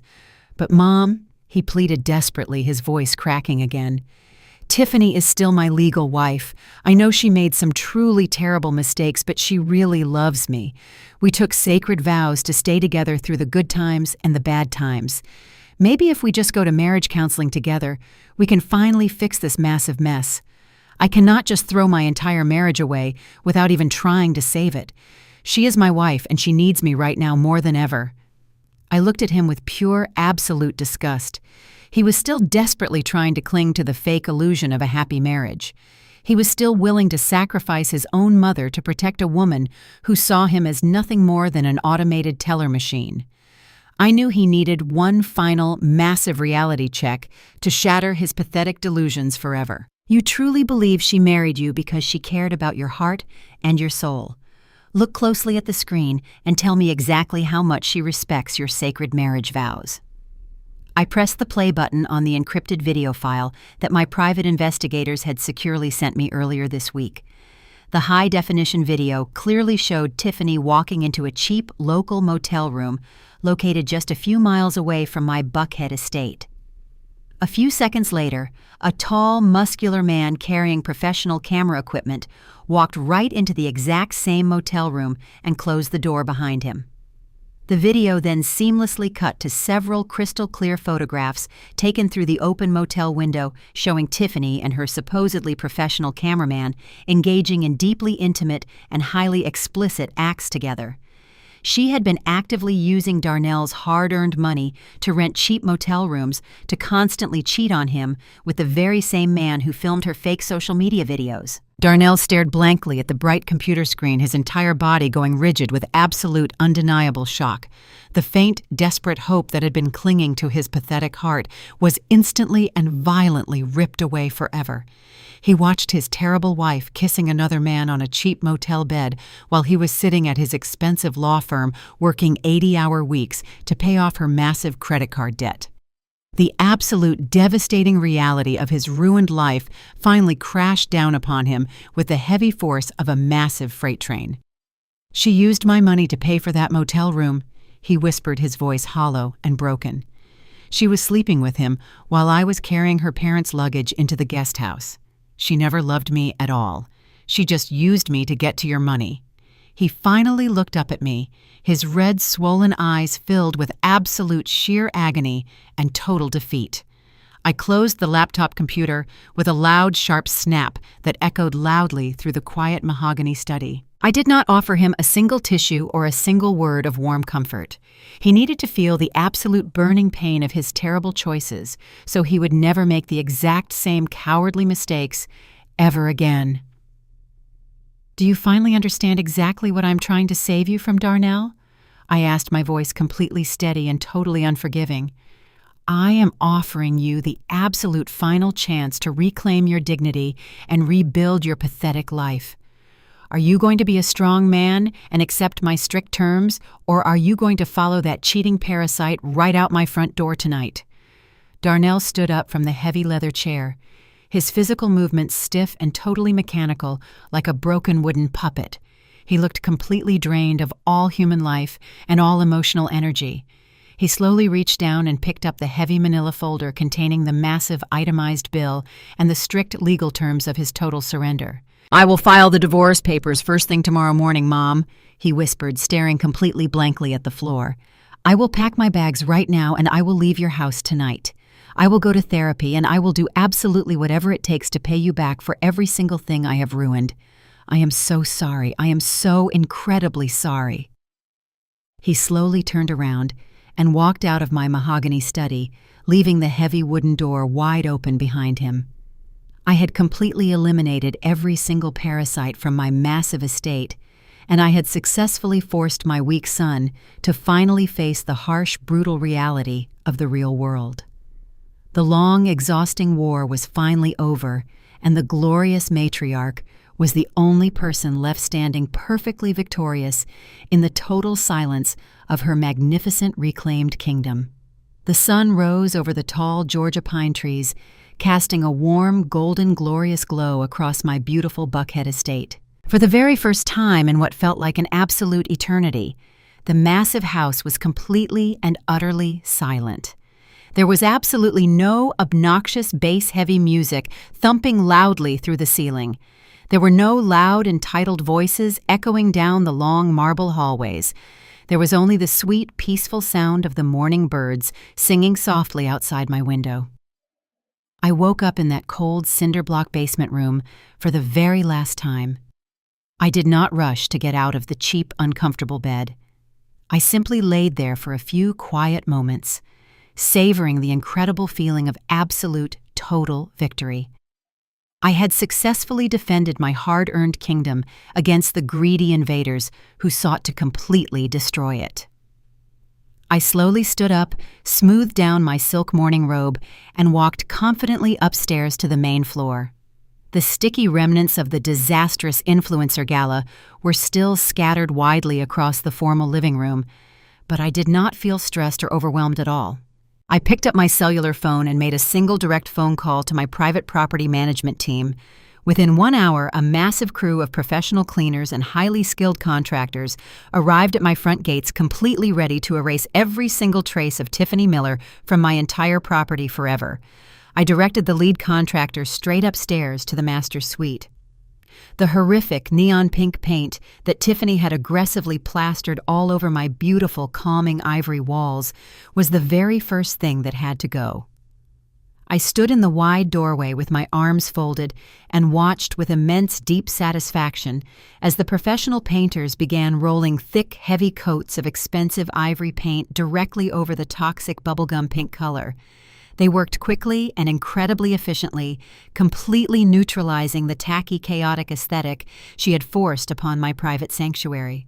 The cheap, flimsy metal bed frame and the hideous leopard print comforter were unceremoniously hauled away and thrown directly into a massive commercial dumpster parked right outside the front doors. They tore down the obnoxious ring lights and the temporary backdrops she used for her completely fraudulent internet videos. Once the fresh paint was perfectly dry and the walls were fully restored, the moving company carefully carried my custom-built mahogany bedroom suite back up the grand curved staircase. I watched proudly as my beautiful hand-carved bed frame returned to its rightful permanent place in the exact center of the massive room. My antique wooden dressers and my beautiful vintage vanity were carefully placed back into their original perfect positions. The thick custom mirror on the vanity, which Tiffany had carelessly shattered weeks ago, had been fully replaced. It now beautifully reflected the bright natural sunlight streaming directly through the large bay windows. I walked over and pulled open my heavy velvet curtains, letting the warm Georgia sunshine pour deeply into the room. The absolute utter disrespect and the terrible violation of my personal space had been completely formally erased. The deep, rich, familiar smell of polished mahogany wood and fresh lavender spray finally replaced the cheap, lingering odor of aerosol hairspray and artificial vanilla perfume. I was officially standing back inside my own beautiful bedroom. The matriarch had finally reclaimed her stolen territory. As the afternoon sun climbed much higher into the bright blue sky, I walked slowly through the rest of the massive estate to inspect the ongoing cleaning process. The entire house felt incredibly light and completely unburdened by the heavy, toxic energy of the previous occupants. Darnell had actually kept his solemn, desperate promise to me.